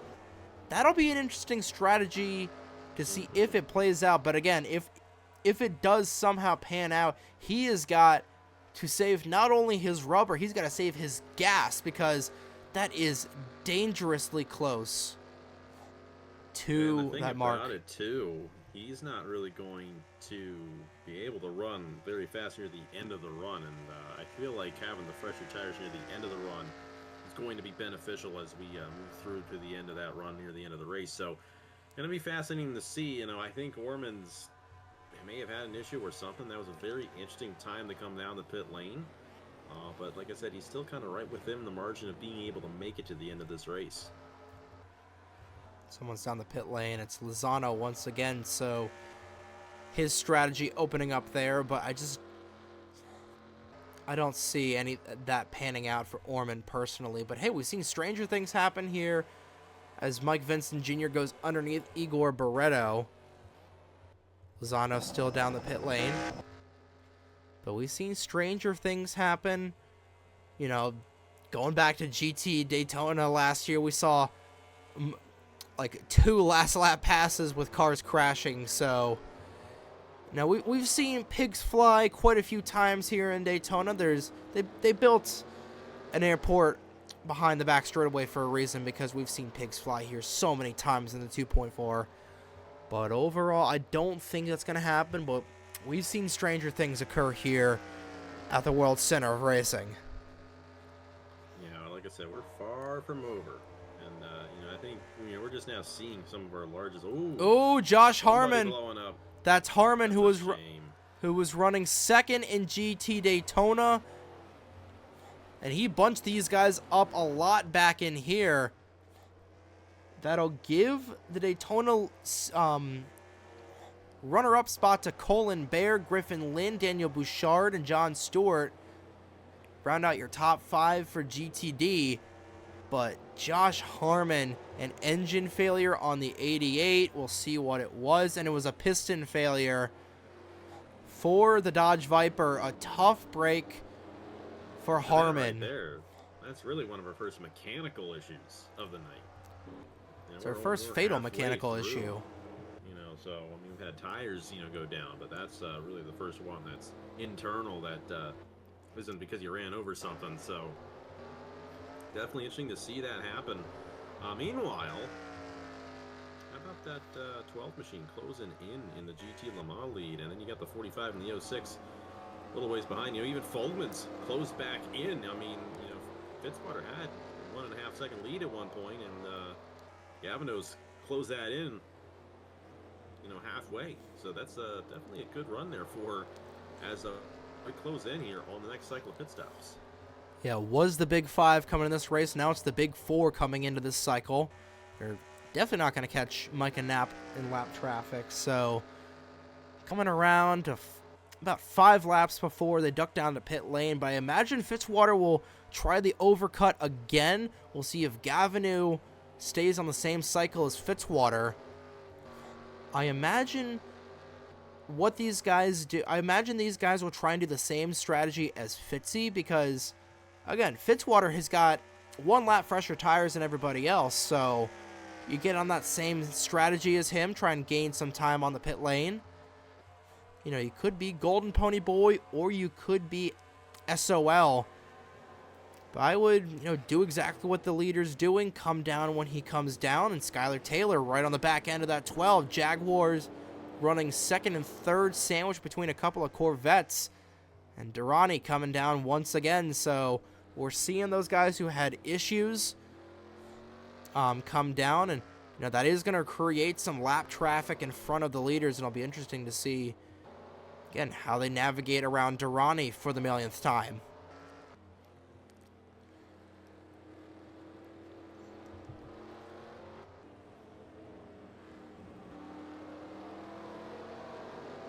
I believe we've had some technical difficulties there with Alex. I just turned my mic off there it because I is. sneezed and I forgot I had it off. My bad there. It's happened to the letting best me of know. us. As I was saying, no one heard me. It's going to be very interesting to see where, when we get past this next cycle of pit stops. These guys are going to be in thicker lap traffic. They're going to be running into the Daytona guys a little bit more. We haven't seen too much of it yet tonight, but we're going to see more of it once we get to the end of the race. So, you know, if they stay as close as they are in GT Le Mans right here, it's going to be interesting to see how it ends up shaking out. Meanwhile, those guys have been on each other this whole time. And that one guy makes a mistake, you know, next guy in line's going to strike and take advantage. that's Colin Bear, who's undercutting for GT Daytona. He was running second. We'll try and see where Connor Monaco is. There's Monaco in the 21 Harley-Davidson car. Meanwhile, back up front, Fitzy able to get around Durrani with ease. Durrani trying to fight on that outside lane, but he is 4 laps down at this point. He's only 2 laps down at this point. So Durrani, not quite as a moving chicane as we've seen here in years past, but still a tough break for Durrani. You know, he started on the outside pole for Daytona, and now he is going to be finishing towards the bottom of the barrel for the GTD class. But now, again, another pick between Gavineau and Fitzy, and Fitzwater trying to pull away here in this one. It's going to be really interesting to see if Fitzwater can eventually build up another large lead on Gavineau and all these guys, because those Le Mans guys have been on each other this entire race. All 48 laps, essentially, they have essentially been within 2 seconds of each other. Of course, Orman fell out of that, but Taylor, Fogelman, Gavineau, and Fitzwater have been the 4 guys within 2 seconds of each other this entire race. So they still have 2 more cycles of pit stops to go through. That might split them up a little bit, but I don't know if I'm seeing that happening, as we may have the Daytona cycle starting here. Oh, and that got close right there. Oh, Durrani is holding up Gavineau. This could be tough. Oh, Durrani. Oh, no. Oh, it's almost going to go around. Back up the racetrack. Gavineau goes, and Durrani nearly cleans out the 45. Yikes. A close This call guy with there. Taylor, you know, she's got a good advantage now. They're up to second. They've slowly moved their way through the field here in this one, and they've done an excellent job of that, too. And, well, that's what I was just saying. Will Fitzwater get a big gap here? Well, there's the big gap, 2.3 seconds now for Fitzwater. That's the largest lead all night long here in this race. That is, and that was a close call there for Durrani. I swear to you, I thought that 16 car was going to go around and clean out those other GT Le Mans cars. And we've seen that so many times here. And it looks like Blaise Zebratar has come down the pit lane. Yes, he has. So the cycle is starting for GT Le Mans. I expect these guys to come down next time by. But the closer to the pit road is Connor Monaco. We'll see if that 21 car comes down. We'll see if Griffin Lynn in the 1 car comes down. Griffin Lynn, another one of those guys, just like with John Stewart, looking to win their class in back-to-back showings. Bouchard looking to win multiple classes here. Monaco elects to stay out. We'll see if Lynn decides to come down. He will not. Stewart doesn't. So none of these Daytona cars coming in just yet. Fitzwater, I imagine, will try and stay out an extra lap. The overcut worked the first time. Let's try it again here. Taylor, I think he stayed out as well. Fitzy will stay out. Taylor will stay out again. Gavineau will stay out. Fogelman will come down, though. And I think after that moment, and I think, too, remember, he fell from 1st to 4th there during that cycle. So maybe trying to undercut, maybe get a bit of an advantage on these guys, get back out front, try to figure out what's going on. But it's going to be interesting to see what Fogelman ends up doing here, because he's the only one coming down here. It's either going to lose a lot or gain a lot, I feel like, from this stop. I imagine he'll probably, with the undercut, I think he'll be right back with these guys. 4 tires going on, filling that gas tank full of Octane Racing fuel. Let's see what he is as he goes out and away. 14.44, good stop there for Fogelman. Is anybody else coming down? Eric Monaco will come down. Bradley Ream will come down. I believe we could see Blaze Zebratar come out in the lead for GT Le Mans once this is all said and done. He pitted a couple laps early, but he's going to be off cycle with everybody else and have to come down a little bit earlier. I think well, Orman's... thing is, too, he might get an advantage early on, but then as the run goes on, Fitzwater and those guys are going to be much faster because the tires are going to be... And, I know you said earlier on in the broadcast, 1 lap may not make a difference. It does make a difference. That 1 lap may be very well why Fitzwater pulled out to a 2.8 second lead. Of course, obviously, the lap traffic came into effect there as well, but I think that's the big reason why Fitzwater was able to take the race lead away. And we'll have to see. He's staying out a little bit later as well than Fogelman. I don't think Fogelman is in a good position right now. And look at this. Fitzwater staying out another lap later again. That may end up working out in his favor. We'll have to see how it ends up shaking out at the beginning. But Fitzwater's probably going to gain the advantage at the end of the run for the 3rd cycle of pit stops. Again, just one of those things. We'll have to play it by ear. But it's Taylor and Gavinou, 2 ladies down the pit lane. Matthews completing his pit stop. We'll see what Taylor does in that 45 machine.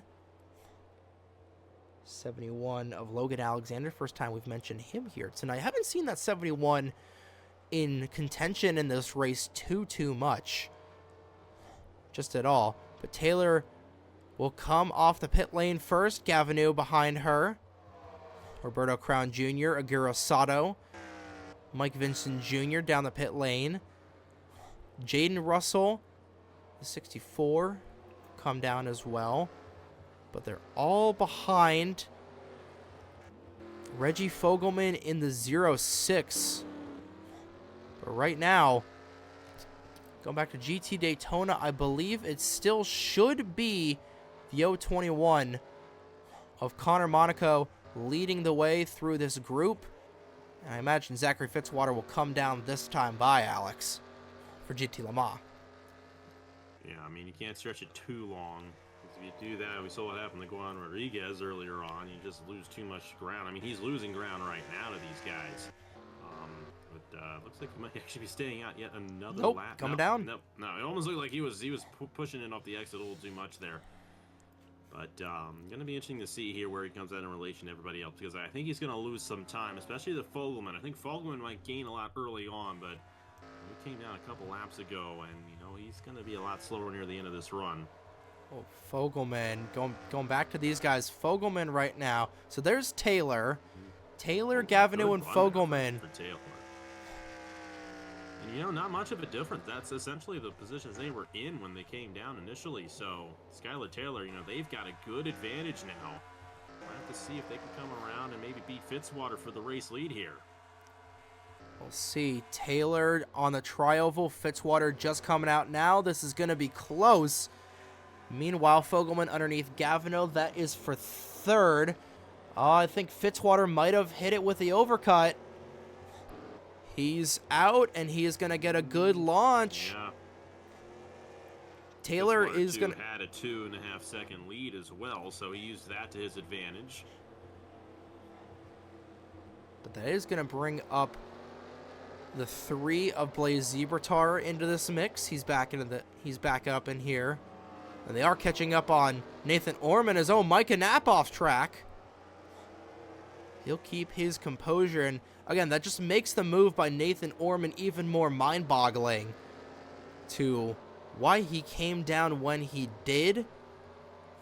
But overall, actually, I think the 20, Sebastian Palmer, I don't know if he hasn't come down yet, but if he hasn't, could spell trouble for Zachary Fitzwater if Palmer decides to just stay out on the track. But Fitzwater, a great jump there, and an even more sizable lead there for the 62 over the 45 is Taylor running in 2nd right now. Overcut works here at Daytona. We've seen it time and time again. But again, we've got another pit stop, so don't be cashing your checks just yet. Still a long ways to go and a short time to get there. We are well past halfway now, so we're in the thick of it at this point. And we'll see these guys cycle through eventually. Actually, wait, hold up. Yeah, they haven't cycled through all the way yet, I don't think. Got the 56 out front of Daniel Voiles. Voiles was down the Nathan pit lane. Orman. And so Orman is going to actually, so this is where things get interesting. Now, he's only got 5 seconds on Fitzwater at this point. And Fitzwater is going to be flying out there. But Nathan Ormond is, in fact, going to take this race lead away. He ain't going to hold it for too long, though. I mean, that 62 is flying. Or no, I was seeing the 20. But still, the 62 is flying, and he's going to eventually catch up very soon. Yeah, number 4, Nathan Ormond. But let's see if that strategy ends up working out for Nathan Ormond, because, you know, if he can hold these guys off, and it's difficult to pass here, if he only has to make one more stop in this race, holds him off to the end, he might steal this thing. It's possible, but I just don't know if that's going to end up happening for him. I'm trying to find Voiles here. Trying to find that 56 car.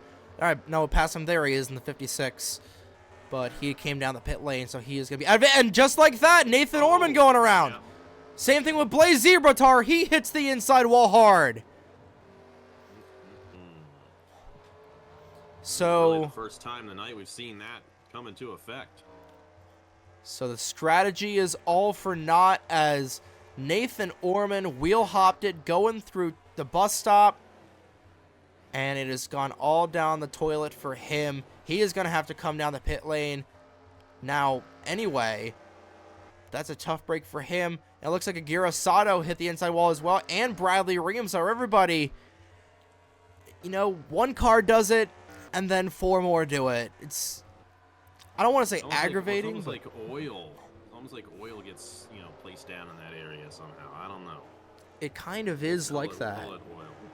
Just call it oil. But now it's Seb Palmer. I think he was on the same strategy as Ormond. So we'll see if it plays out for him. And now the 71 car with an issue, and that's right in front of Fitzwater. He's got to do some agricultural work, as he's going to stop right in the middle of the racetrack, everybody having to get around him. It's an engine failure for Logan Alexander, and that was nearly disaster. Yeah, it rains and pours, doesn't it? Yeah, cue the Luke Combs music right there, but goodness gracious, a couple of close calls for Zachary Fitzwater, but he's still running fine. You know, it looks like the oil's dried up there in the bus stop. You know, they do that for a lap, and then it just doesn't happen until, you know, for another 50 laps. It's just, again, an annoying thing there. But again, it throws a monkey wrench into how things work. And time again, we see it happen to the leaders. We saw it happen to Madison Tall last year. We saw it happen to Eric Monaco last year. You know, it just, they tend to wheel hop in the bus stop, and when one wheel hops, they all wheel hop. And it's just, it's a work of art more than anything else, but that's allowed Skylar Taylor, you know, Fitzwater going off of his line like that. Taylor has been able to pull into this behind that 62. Let's see when the 71 will eventually go to the garage area, and we'll see what the mechanical issue was, but that was a close one there for Fitzwater a lap ago. Yeah, thankfully he didn't end up hitting that 71 there, knocking himself out. Like that wouldn't have been good at all. That would have been a pure angry moment. Sebastian Palmer has for this field. We haven't seen that 20 all night.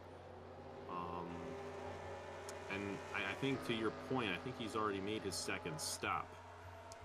And probably going to come down for his third, right around 25 laps to go in this race. Like you said, I think he's on the Nathan Ormond strategy. But unlike Nathan Ormond, he didn't spin around to the bus stop. Whoa, Fitzwater getting really loose. He got a little too much right there, and Taylor's going to go around him. Fitzwater wheel hopped it through the corner. He makes one mistake, but hey, he's still in the race. He didn't completely spin it around. So that's good news for him. But a costly mistake there for Fitzwater.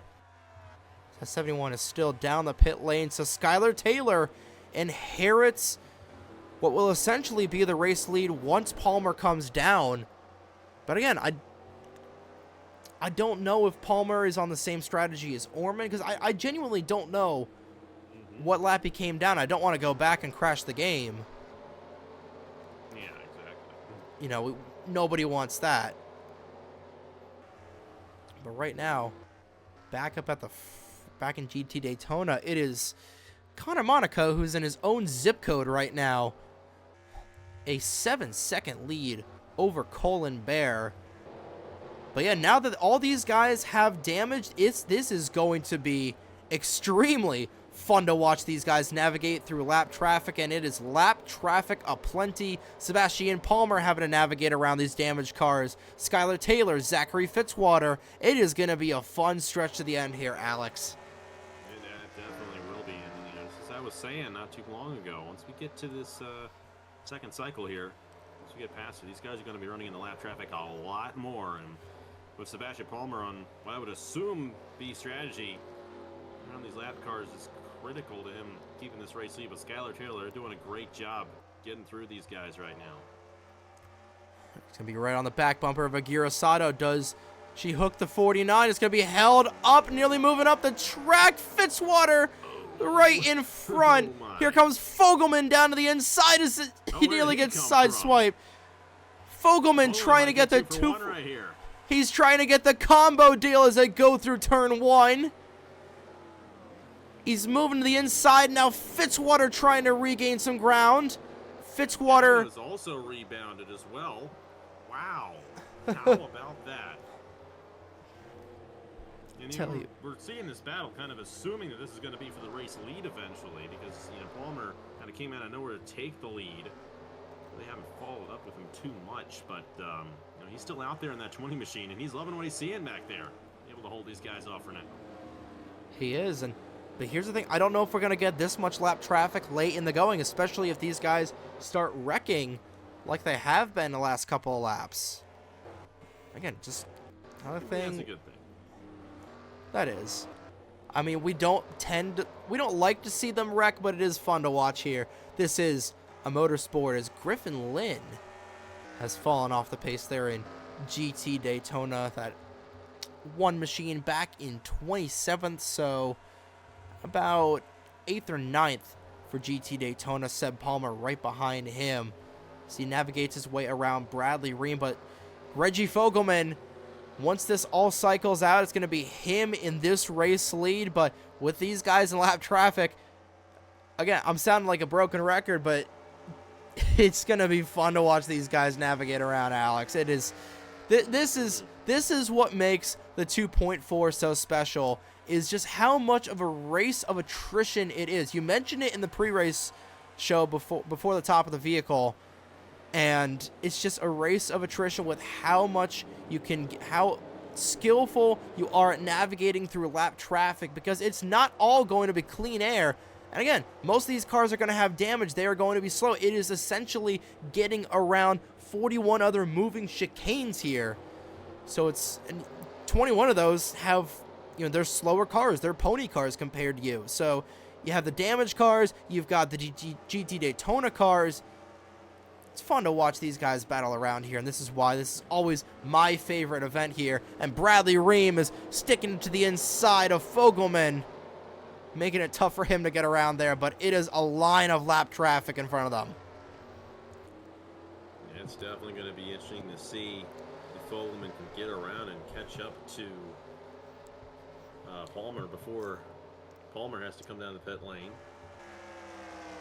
But, it's still the same four guys all on each other. They've been on each other this entire race, and they're still all right there. Gavin was falling off a little bit, but she's still essentially within distance of Fitzwater. And oh boy! Wide. Fogelman goes Fitzwater. They got to be careful coming back on there. And you got another lap car that's really in the way. Bouchard way off the pace. Oh, and Rodriguez is going to move down low. Oh, wow. Oh, I love this. Fogelman doesn't love it. Fogelman got hosed there. He just got out of the groove. Going through the bus stop there, and Fitzwater trying to take second away from Skylar Taylor. Meanwhile, Gavino making it 3 wide beneath Knapp and Rodriguez. Nearly going to scrape the outside wall. She's trying to get the gap there. You know, she's got that Ayrton Senna quote in mind right now, and she is just going for any sort of gap. And here's the race for essentially what will be the race lead. Zachary Fitzwater to the inside of Skylar Taylor. Will force her wide just a little bit. Not quite there yet. He is going to get there. He's got it. They've swapped around a lot these past few laps, and hey, the lap traffic definitely coming into effect. You know, Fogelman, though, I think he just went off. I don't think he was getting around lap traffic. I mean, he might have had lap traffic in front of him that kind of caused him to get in the dirty air. Meanwhile, don't look now. That 8 machine there, Jaden Russell. He and Felipe Santos. Santos. We haven't really talked too much about the rest of the field there, but Jaden Russell kind of sneaking his way up here. So watch out for that 8 machine. Yeah. The 64 also. Felipe Santos, just like you mentioned, also kind of up here as well. They're taking advantage of both Gavino and the 06 having some issues, and now Gavino down on the apron trying to get on. She'll lose a position. So Fogelman will get back up to 4th. Here comes that 8. Oh, and someone going around up here, and it's Blaze Zebratar. Again. Who gets turned around off the front bumper of somebody. So Zebratar going around as somebody on the pit lane, and there goes Palmer. So Palmer could not make the distance. And and there goes Santos. Oh, no. Skylar Taylor's back out front, by the way. It is, and Juan Rodriguez was involved, so lap cars as Micah Knapp around as well. Oh, Zachary Fitzwater around as well, too. Oh, no. So, of course, we're looking at cars having issues, and Zachary Fitzwater, one of the most dominant cars tonight, gets caught up in an accident. And, folks, he is going to be angry in that 62. You're taking a look at the replay at the bottom of your screen, but now we've got a new 4th challenger in this one, Jaden Russell in the 8 machine. Bringing up the rear in this top 4, but now they've cycled through lap traffic for the most part. But it's Skylar Taylor, Reggie Fogelman, Michelle Gavino, your top 3. Fitzwater didn't lose too much time. Still, it's rough. There's Owen Miles is going to go around. He'll take out Roberto Crown Jr. with him. And doing that. They're really starting to have issues through that bus stop now. It's been running so long. You know, you start to get mentally tired as well once you get to this point in the race. I mean, they've gone around this track 60 times. We got possibly more issues. Oh, Monaco is going to go around. Does Vincent Jr. hit him? Yes, he does. So Vincent Jr. tagged in this. So two more. Couple of laps right there. Two more casualties in this one. They're happening all behind these lap down cars. Is all over Skylar Taylor right now as well. Well, he was all over Skylar Taylor. It was a pretty close one across the line. You know, and Gavino's back in line too. She's 3rd. You know, don't count out Zachary Fitzwater just yet, or Riley Sampson, or Nathan Stapleton. You know, top 7 are still within 7 seconds of one another. So these guys slip up. You know, we still got more lap traffic. We've got another set of pit stops in about 15 laps. So, you know, you play your cards right. Could be seeing these guys, you know, still in contention for this one. So I'd gauge, you know, about top 7 cars in GT Daytona still have a solid shot to win this race. They just got to get up there in time and, you know, not have issues like that with the 8 machine of Bouchard stirring things up back in there, same with a 75. But I imagine it's all quiet on the front of GT Daytona, and it is, and a massive lead. Holy Christmas, what a lead there for Connor Monaco. That's, About 8 seconds. you know, it's still 8 seconds, so not as big of a lead as it was, but still, I think we've Monaco. just been so used to the Le Mans lead being so close all night, and once again, I mean, very close at the line that time around. You know, that 8-second lead, you know, it seems like quite a bit. And You know, Fogelman's actually gotten around Taylor. You know, it's not a race on the North American Sim Racing Network without us missing a pass for the pass for the lead. It always happens. It's just an NR tradition at this point. But Griffin Lynn is holding these guys up. That's allowing Jaden Russell to pull in. Don't look now. Sampson, Fitzwater, and Stapleton. If Fitzwater doesn't wreck the 36 in the process, these guys don't make contact. You know, we could see these guys. We could see a 7-car battle for this race lead going into the pit stops. I don't think we've ever had a 7-car battle for the race lead in GT Le Mans, but it just shows how close this battle is. You know, Griffin Lynn holding these guys up once again. They're going to be double filed through the bus stop. Hold on to your nuts, boys. Fogelman's got to be careful here. Going a little wide. Griffin Lynn bouncing off, but they keep it together. Skylar Taylor. Ooh, they got bad entry there. That's going to bring Gavino back in there for that second position. It is. And Jaden Russell. I mean, Jaden Russell has come out of nowhere now within a second of the race leaders. And look at this battle here. He's going to push Gavino for second. Gavino down to the inside of that A&W Jaguar. The Jags side by side down the front straightaway. Thought that 8 was going to make it 3 wide. He is going to make it 3 wide. We're 63 laps in, and they're 3 wide for second. Go figure. He's going to get the position from Taylor. He'll take it away. Fogelman continues to lead. Still got a little bit of lap traffic. They'll definitely catch up before the pit cycle, but Fogelman, you know, he's got some clean air. Catching up on the 66 of Stover. You know, still plenty of time here, but Jaden Russell up to 3rd. Skylar Taylor trying to take a shot down to the inside, but couldn't quite get there through the West Horseshoe. These guys continue to battle. That'll open the door up as Fitzwater losing some ground there. The big Staple up to 6th. Right there, and he's trying to get up to 5th right there, so have a good pit stop. Stapleton could be in the mix, or whoever is leading that pack could be in the mix. You know, I said earlier, you know, we don't focus on the GT Daytona battle that much. I think I know why now. I mean, it's not typically like that. You know, the GT Daytona battle, you know, while we don't focus on it because, you know, it's the slower class, it's still, you know, usually closer than 8 seconds. I think Connor Monaco, he's got a horse underneath that Mustang. You know, he's outrunning that Viper. You know, Dylan Matthews the podium right now for GT Daytona, under fire from John Andrews.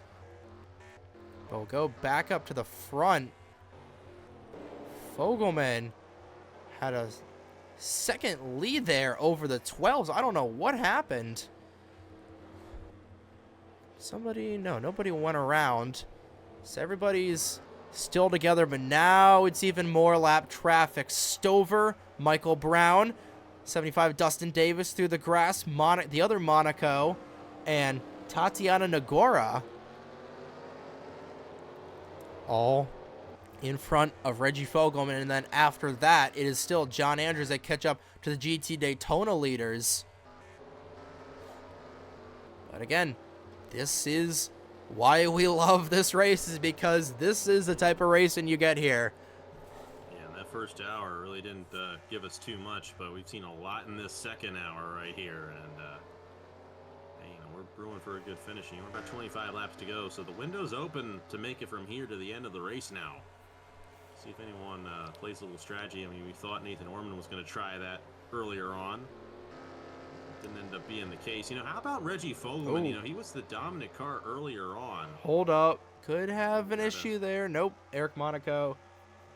Monaco, I think he just spun through the bus stop again, so he's down low right in the path of Jaden Russell, but Russell will scoot by on the outside. So good move there as Fogelman now begins to slice his way through the lap traffic. But again, 10 to go until the next pit cycle. Fogelman's got to be careful here navigating through these lap cars. I was just about to say, Fogelman was the dominant guy earlier on in this race. He did an excellent job maintaining the field in the first 30 laps, and then lost the lead, you know, and he lost the lead a couple of times right there, but he's back in it. However, we got Michelle Gavino closing back in again for that race lead. You know, I don't think she's led a lap this entire race, but she's been up front the entire night, and she's got an opportunity here to get on Fogelman. Well, she needs to get around Brad Stover first. Trying to get around him. Meanwhile, back in here, Fitzwater falling a little off the pace. You know, tire wear starting to come into effect. But how about Daniel Voiles in the 56 car? You know, started this race, the last car in GT Le Mans. And, you know, it's a race of attrition. And he's able to get there in P number 8 for the GT Le Mans class. Fogelman trying to get around Michael Brown there. Let him get around, but none of these lap cars have damage with the exception of Ryan Durrani, but they won't catch Durrani until the pit cycle.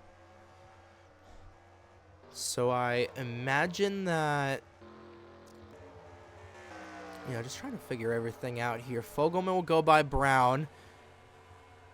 Still has to get around Dustin Davis and Tatiana Naguara. Right now, down to the inside for the race lead. Could be able to get it. No, is she there? Yes, she is. And Michelle Gavinu back in. Taking advantage, and that has been Fogelman's weak spot all night long, and Gavinu taking advantage of that. So 10 laps away from the pit cycle. Gavinu on point.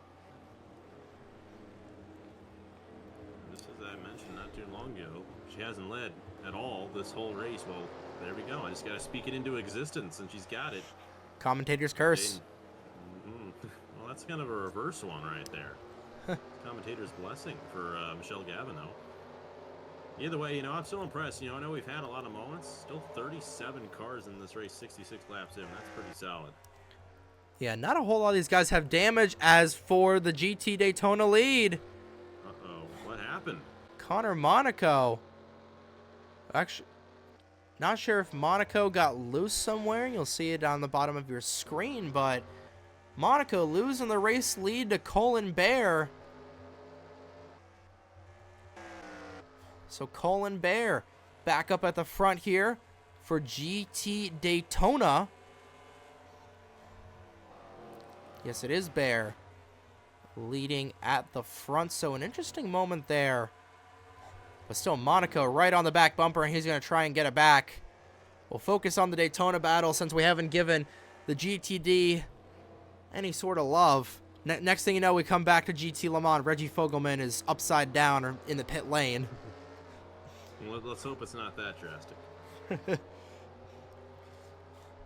Right now, Bear. Good run there. Meanwhile, Brad Stover being lapped by Riley Sampson and Zachary Fitzwater. So gives you a rough estimate. Actually, excuse me, it's not Stover, it's Griffin Lynn. They are just now getting to Griffin Lynn.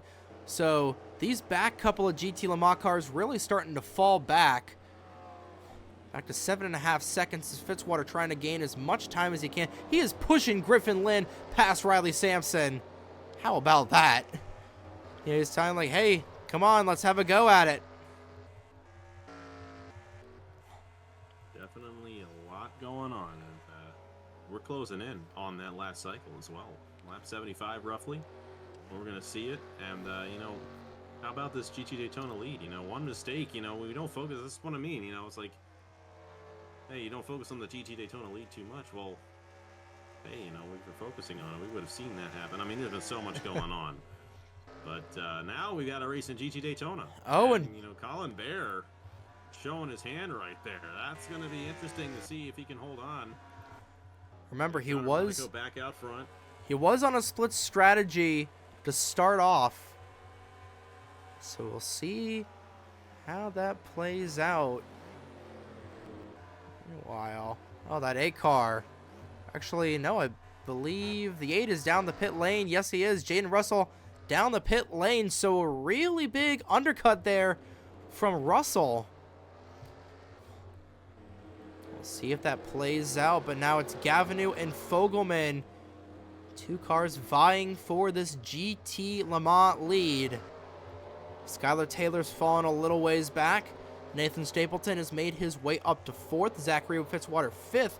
Sampson 6th. Finally able to get around Griffin Lynn. But now we'll see if anybody decides to hit the undercut. Oh. I don't know if that was... I believe those tire marks were from earlier. Because we might have had another major accident at the front.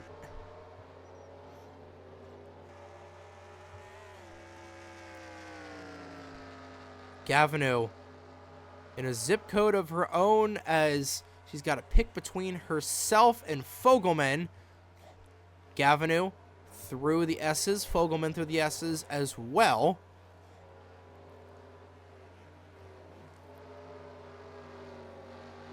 You know, you're closing in. You're closing in on that money stop in about 5 or so laps. Interesting to see how this all shakes out. I don't believe... Yeah, Bear didn't have a mechanical issue, so I think that was a scheduled stop. Like I said, he was on a different strategy than everybody else. We'll see if he's able to take advantage of it. But right now, Gavineau, Fogelman, then got to go all the way back in there. 5 seconds off is Skylar Taylor. She fell all the way back there. Back in the clutches of Nathan Stapleton. I'm wondering if there's some sort of issue on that 45. Don't see anything. Remember Skylar, you know, they had a bit of an issue earlier on getting around those cars. You know, they did have a... Fallen off quite a bit right there. You know, it's 5.7 seconds. So I'm wondering, you know, she probably just used up her tires a little bit too much there. And we're getting to the end of this.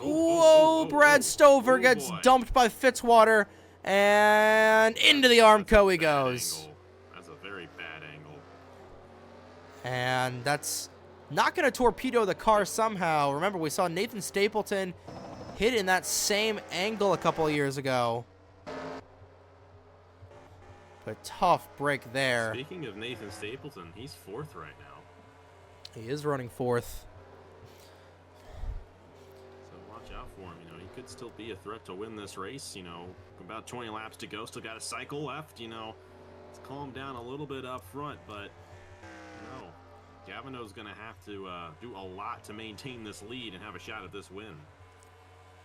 But right now for GT Daytona, it's Dylan Matthews and John Stewart right behind this 21. So they are catching up to this 21 machine of Connor Monaco, and that's right in front of our GT Le Mans leaders. So, you know, it'll be interesting to see if, you know, GT Le Mans, GT Daytona leaders mix things up before this pit stop, which I imagine they will. And Ryan Durrani, a car with damage right in front of them as well. He's been a part of a lot of moments here tonight. I know that much. He indeed has. Now you go back in there. Stapleton closing in on Taylor. Same with Fitzwater, is trying to get around Michael Brown. We're about 5 laps away from the cycle opening up. Gavineau should catch up to the Daytona cars. She'll definitely catch up to Andrews and Matthews. I don't know if she'll catch up to Monaco at all. I imagine that she'll catch up to the 16 of Durrani too. But Stover down the pit lane. Fortunately for him, he is able to fix the damage and stay back out there. Riley Sampson with a moment right there. Cut underneath Logan Williams. Actually, I think Riley Sampson may have pitted, actually. We'll see how things weigh out. And hey, don't count out Sebastian Palmer. Palmer had that weird strategy. As here, He can stretch it. You know, he had the same thing that Nathan Orman had earlier, and we were talking about how Orman might have a shot. You know, it was before he spun around there, lost some ground. But you know, Palmer has not had an issue tonight, as far as I know. So and this it's gonna is be interesting to see. You know, if he stretches it to the end. But this is Fogelman coming down. This is the money stop, Alex. Fogelman down the pit lane, 4 tires, full of octane racing fuel, and he will be a go after that. He was only about a second off, about a second and a half off of Michelle Gavino. You see, gonna undercut here as well, so we'll have to see if that undercut works in his favor. Yeah, we saw Zachary Fitzwater make the overcut work. Meanwhile, Dylan Matthews coming down. He was in second for GT Daytona. John Andrews not going to catch up, and John Andrews probably going to get lapped here by Gavinu, who's got a 5-second lead over Skylar Taylor, but it's going to be very interesting to see who or when and where these guys will come down the pit lane. See Paquette down. Oh, a close moment there between Beauvillier and Stover. Through the bus stop. I imagine, you know, we projected them to come down the pit lane at lap 75. And now here comes a 21. Your GT Daytona leader coming down and the GT Le Mans leader coming down as well, Alex. I don't know. I think this is a good call for Gavin. You don't want to stay out too much later than Fogelman and risk Fogelman, you know, really having an advantage on you on the undercut. So Fogelman playing his hand. But the thing is, we're going to see a few guys kind of Taylor down too. Yeah, Taylor's also down. I think that's a good choice for them. So for all the, you know, the main leaders, it's good for them to stay out right here. Stapleton staying out. Now this could be an interesting power play right here for Stapleton if he can hold on to this race lead, because he's got the 12. Actually, no, he just barely. Never mind. Got the 62 right behind him, I think. Yeah, but Palmer, I forget, what lap did Palmer pit on? I believe Palmer could theoretically make it to the end. He could. We'll have to see if he can surpass everyone here and hold on to the lead. That's going to be the big question, because the lap traffic could very well come into play. We saw Orman try that same strategy. He got spun off in the bus stop there. Well, remember, so very interesting. So Russell came in about 5 laps ago. He's already leapfrogged both the 06 and the 45, but not the 12. So meanwhile, here's the battle for the race lead in GT Daytona. And off track, Connor Monaco going wide. Right in front of Dylan Matthews. Matthews will sail by, and this is right in front of the Le Mans crowd as well. And that might cost Eric or Connor Monaco this lead here for GT Daytona. Oh, what a heartbreak. Yeah, that's such an unfortunate one right there for Monaco, who had an 8-second lead as well. Got some other guys coming down right here. Stapleton's down. Lap lead for Stapleton there. See where he ends up shaking out. Stapleton, now Fitzwater. Fitzwater's the other guy who, you know, if he didn't have what happened to him earlier, got caught up in that spin right there, he'd be right up in the strategy with Fogelman. But the thing about Stapleton and Fitzwater, they're going to have fresher tires at the end of this run. It's going to be very interesting to see if they can hold on to it. Right now, coming off turn 4. We'll see, are they still down in the pit lane? Oh, they're just finishing their stops, and Gavinu is going to fly by these guys. But behind Gavinu, here comes Jaden Russell in that 8 machine. Russell, can he somehow get around the 12? The 12 has got about, what did it say, 4 or 5 lap fresher tires, but we're in front of a lot of lap traffic, so a lot could change.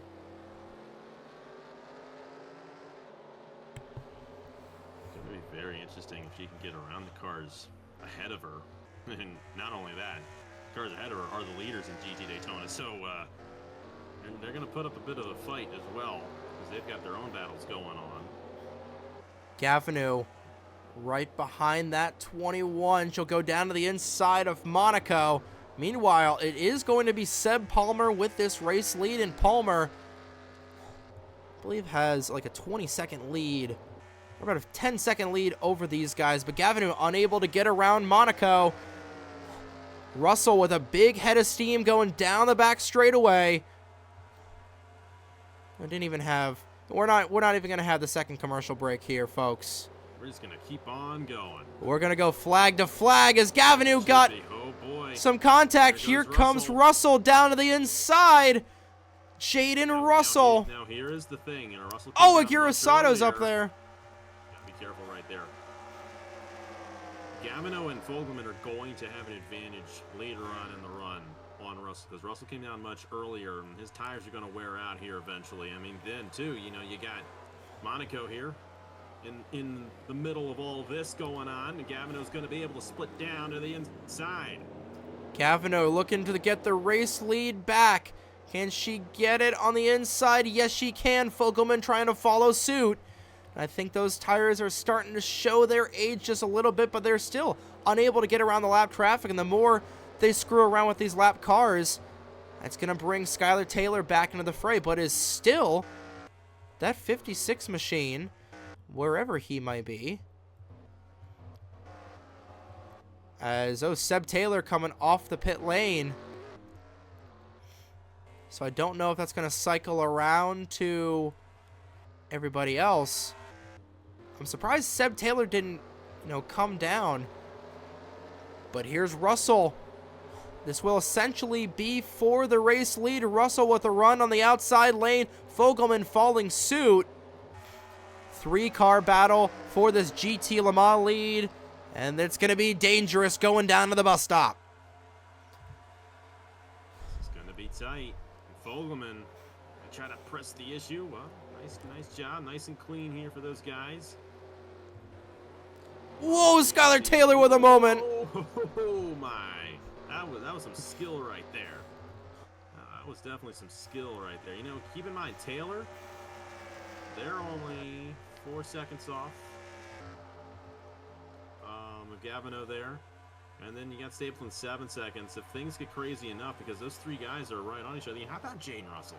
That may have been a good call coming down early right there. Because unlike with, and now Palmer, Palmer has already come down for his 3rd stop, or 4th stop, I guess, at this point. So Palmer's out of the question now. This is the battle for the race lead in GT Le Mans, and this is the battle going on to the end of this race. Jaden Russell holding on to it right now in the 8. Got Reggie Fogelman there and Gavino battling there. Still got about 15 laps to go here in this race. Still a long ways left to go, but no more pit stops, and the top 3 are all on each other. And you got the top 3 for both classes right on top of one another, as Colin Bear in this GT Daytona battle right up in here. How about Dylan and Matthews? I mean, it's a good run for her right there. Started 40th. Assuming that's the 26, right? That is the 26 of Matthews. Okay. He started 40th in this grid, and right now is looking to get around Colin Bear, but Bear, unless Matthews can get pushed by that 8 car. Meanwhile, these two getting held up by Monaco. Is anybody pushing? Back around him, I think. Definitely very interesting. This is good for Jaden Russell, who's trying to pull away here from this field. Oh boy, tight right here again. Sato's been off pace this entire race at 49. I don't know what's up. They ran to the inside. They went around to the bus stop about 50 laps ago, I believe. But right now, and here comes Matthews down to the inside. Oh, he wheel hopped it through the corner. 3 wide. This is the race lead for GT Daytona. Can Matthews get around in that Cobra? A little loose. Jaden Russell. You got the Le Mans leader coming through, and they're side by side for Daytona right now. Wow, you talk about the lap traffic for the Le Mans cars. I think, lap traffic can go the other way, and that might be coming into effect for the Daytona lead. But it looks like Matthews might clear it off the kink. No, Bear's going to have the inside. He might clear it, and he is going to clear it off the kink. She got it there, and that might seal it for Daytona. But this brought in Fogelman. Look at that 06 closing in on Jaden Russell. Oh, a little wide there. You know, this is great. This is great. We're not missing either class for this race lead right now. They're all right here. Just as said, I heard contact as someone going around. Will quickly flip through. Nobody did go around. Things still stay the same, but you got your leaders for both classes right up in here. Friends, so they got to be careful here. Oh, Matthews! Oh, and he is gonna get into them. Oh, and Stapleton will go off as well. That'll end his night. And the two class leaders took each other out. Oh my! You can't make that up. And more oil. More oil on the entrance there. Oh, that's a tough break for Stapleton as well. And Matthews. Oh my. The two leaders. You can't make that up. And we could have that happen again. As Bear is back out at the front. They're still on each other. Bear is Fogelman in the Le Mans lead. I'd say they couldn't do that for that long. And you mentioned that they were good friends, and literally on cue, those two get together. This is why I love. I've done this for 10 years, man. I know what's up. Oh my God! It's a certain aura that whenever, I don't know. Only in this race do we have this. But right now, Fogelman trying to get around Colin Bear and put this race to bed. This might be a clean pass here. That might be. Keyword is might. He's stuck on the outside. Oh, Gavin a little wide. Hey, guess what? Skylar Taylor is now within 2 seconds. They have a shot. Riley Sampson in the 36 is also within 3 seconds now. Stapleton, unfortunately, I think he might. Did he get knocked out from that accident? I don't think he got knocked out. He just... As Crown Jr., he went around. Stapleton, the pit lane, he's just getting damaged, so he's knocked out. And here these two, meanwhile, these two are going at it again. Oh, they're not. They're still, wow. Wow. Is it going to happen again? You know, at this point, they're already so far back, they can't really win the race now. Of course, Jaden Russell much quicker than Dylan Matthews there. I don't know, they're about equal, and they're just going to go side by side. We'll flip back to the front. 3 wide as Fogelman splitting underneath lap traffic. Skylar Taylor back in this. Skylar here. And meanwhile, Colin Bear is being held up. That's going to bring Connor Monaco back into this. Now, finally, the 3 Le Mans leaders are ahead. On the Ace machine, I think that car's a lap down, if I'm not mistaken. That is Blaze Zebratar getting lapped there. Been caught up in a couple incidents right there. Skylar Taylor now up to second. And, you know, Fogelman is back out front. You know, keep on talking about Fogelman and just, you know, he's lost the lead multiple times in this race, but he's regained it back. He has kept himself in this thing. That's such an impressive run out of Fogelman. And guess what? We still have 12 laps to go. I mean, you know, we still got a ways left to go in this thing. And it's far from over for all these guys, but that then might start calming down now that the Le Mans guys are ahead of the Daytona guys here. I think they might, and we've got a clean racetrack. Next car in line is Brad Stover, then Alex Lozano. I imagine that they'll probably end up catching up to them before this is all said and done, so don't start placing your bets, ladies and gentlemen. We've still got a long ways to go. Like you said, like 11 laps this time by. And still. Meanwhile, John Andrews is back in contention. He's going to pass Connor Monaco for second. Monaco cannot catch a break, and he's going to go right in front of Fitzwater and break up his mojo. You don't want him behind you. No, he's already dumped one car here tonight. We'll see if he dumps Monaco. He'll just get around him. Got car coming off the pit. Taylor's right there. Taylor's right there, and yeah, you got someone coming off the pit lane right here. That 11 machine. I think they'll beat out the 11. Yeah, the 11's not going to be a factor. Yeah, it's not. No, it'll be a factor for GT Daytona, but I don't think it'll be a factor for the Le Mans cars. Will be a little bit. It'll be, if anything, it'll be a pick for Reggie Fogelman. Yeah, Bavillier. Yeah. Will be a pick. So this might be Fogelman's race to lose. They're in the Western Horseshoe right now. Stover is just coming back on the track. coming around to 10 to go this time by. But all this happening behind Reggie Fogelman. The dominant car of the night had a couple of issues in the middle of this race, but now trying to go to the race lead. Meanwhile, Zachary Fitzwater going underneath John Andrews. Can Andrews catch up to Colin Bear? I believe, no, this would not be the first time that a Dodge Viper has won in GT Le Mans. Is that, oh no! That nearly cleaned out Taylor. Yeah, Skylar's had a couple of those today where she's kind of just split these guys through that bus stop and avoided contact. And, you know, who knows? Who knows? She may still end up winning this thing. It's 10 to go at the line for Reggie Fogelman. But Fogelman might just, at this point, have the best car out there. Look at that gap now that he has on Taylor and Gavino. That's a pretty solid 2-second gap right there. Meanwhile, battle for the GT Daytona lead. Here comes John Andrews down to the inside. John Stewart. John Stewart. John Andrews is not racing with us today. No, he's not. How about John Stewart? I think that's the first time we've mentioned John Stewart like all night. Here he is, second place now. Let's make sure he actually is second place. He is in second, Yes, right behind the 09. But like we mentioned, John Stewart, you know, he won this race back in 2022. Can he do it again? And he would be the first repeat winner of the 2.4 hours of Daytona. And Connor Monaco, he's not dead yet. He still has a chance here. Still Dustin Especially Davis. Yeah, how about good old Dusty Davis there? Dustin Davis, you know, if these guys have an issue, he's only a little ways away from Monaco, so he's still within striking distance. But right now, I think this might be Fogelman's race to lose. 9 laps to go next time by. He's still going to have to navigate around Stover and probably Lozano. I don't see Durrani anywhere, so I think they got around Durrani.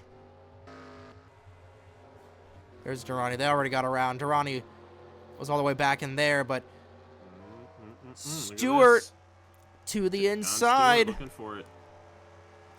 Is Bear going to leave the gap open? Bear still on that outside lane. Stewart trying to get by. That'll bring Monaco back in.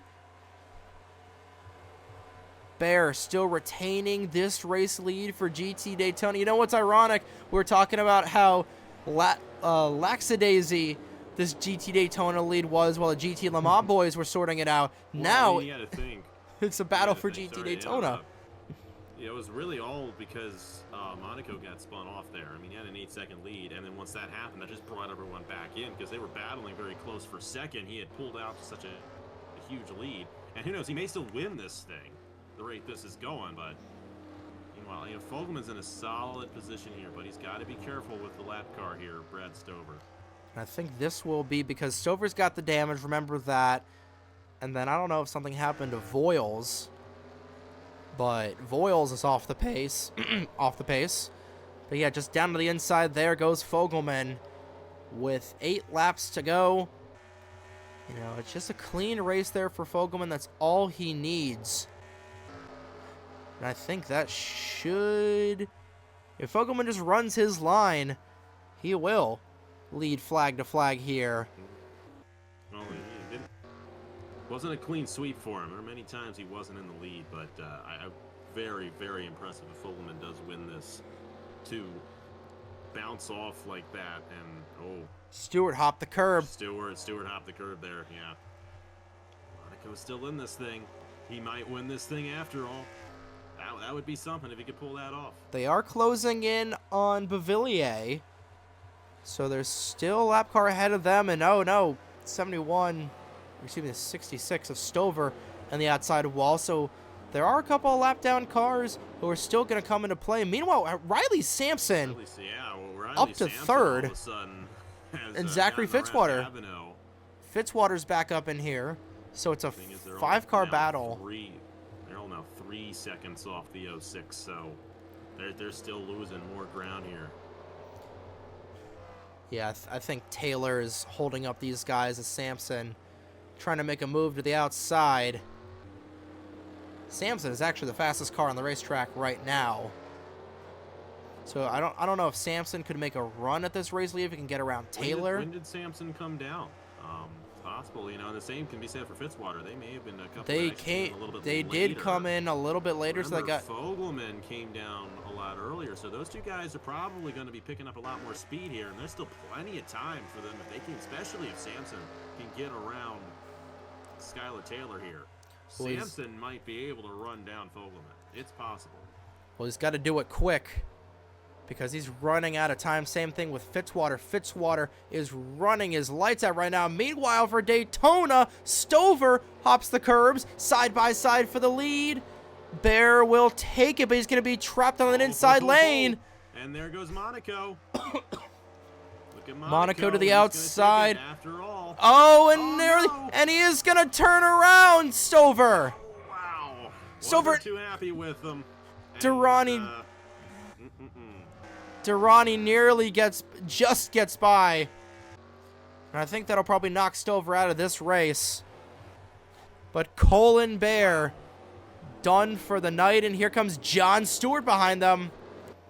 And Dustin Davis, too, by the way. I forget what the superlative was for Dustin Davis back in the day. Dusty Davis, I think it was. But, I forget what he always did. I remember he LePage the field in a Body Armor Cup Series race. He would always, yes, that's what it was. He would always LePage the field. It would always cause trouble. Well, it might cause trouble for our GT Daytona leaders and steal the win away from him here tonight, the way this one's going. I'm trying to find where Dylan Matthews is way too far off, so yeah, realistically... He got caught up there with Russell there. That's just going to be too far back for, but look at this. I mean, they're still right on each other up there. Fogelman's, still second. There's not much going on up front in Le Mans. Like I said, Samson, if assuming Samson can add a few laps later. He is going to catch this 56 in a bad spot. Yeah, there could be trouble. No, it could have been, if he caught him a couple seconds later, I think it would have been a problem. But I don't know. He's going to hook onto him back in here. We saw the lap before. Man. Oh, does he make contact? He is. He is making some contact down to the inside on the apron. He's making this interesting. He's making it interesting, that's for sure. I don't know if he'll catch up to Lozano. And after Lozano, that'll be it. At the stripe, we'll see what it is. They cut in a second. Back up in here. It is still John Stewart behind this 21. Coming around to 5 laps to go. Next time by, this race is far from over. I think Gavino there making a move on Samson for third. Yeah, Samson might have used up a little bit of his stuff. Fitzwater behind him, but still, you might not win the race, but it's still a great points day for all these guys. Again, the 2.4 has... We got a whole series going on here, and that's something that also needs to be considered late in the going here as well. Fitzwater's got it on Samson. Fitzwater, he might not get the win, but he at least wants the podium. And he might get Gavino here. It's just that 0.6 was held up a little bit more. He's going to catch the 43 before this is all said and done. And keep in mind, though, Taylor and all these guys, they got to get around whoever that was. I don't know who was in that car. Ooh, The Jaguar that Fogelman just passed. I don't remember. That's Voiles.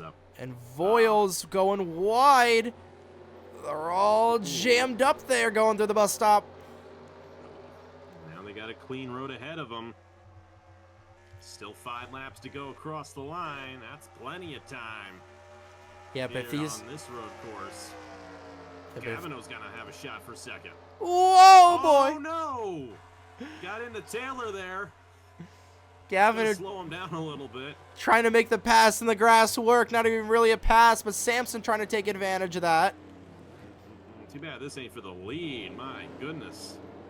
Yeah, this all happened behind a Reggie Fogelman, but Samson will take third away from Gavino. I'm surprised the 45 was able to keep it on the road there. But 5 laps to go. Meanwhile, GT Daytona has stagnated just a little bit. They haven't say that, but they're still on each other. They haven't been able to catch up to that 11 because the 11's got some rear end damage, so he's a little bit slower, but still the same speed as these GT Daytona cars. Can't be running through the grass off the exit like that, though. That's not a good entry there for Monaco. John Stewart's going to have a shot, I think, at this GT Daytona lead.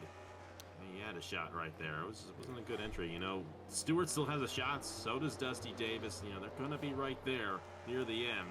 Fitzwater underneath for fourth. Fogelman's got a clean racetrack ahead of him. 4 to go at the line. Consider. He'll catch the 43, and I believe if he's able to get around Lozano, he should be golden. Through the bus stop, it is still Connor Monaco in front of John Stewart, and Stewart, again, like we've alluded to, like we've said, looking to be the first multi-time winner. Connor Monaco, he's already bested his brother, Eric Monaco, who, I believe Eric, he's still in this race. He's in 25th. But still anybody's race. 4 to go at the stripe. Realistically, at this point, it's going to take a major mistake out of Fogelman for someone else to win this race in GT Le Mans. This is pretty much how it is at this point, because these four battle a little too much, and they've allowed Fogelman to just pull right away. GT Daytona, though, I mean, Connor Monaco has done everything in his power to lose this race, and he's still the race he's leader. the side. Uh-oh. They're 3 wide, and John Stewart is going to have the preferred line going through the kink. That might have done it. Oh, yeah, and he's going to fall to third right there. Oh, boy. Stewart through the grass. A little aggressive there in the West Horseshoe. My goodness, I tell you.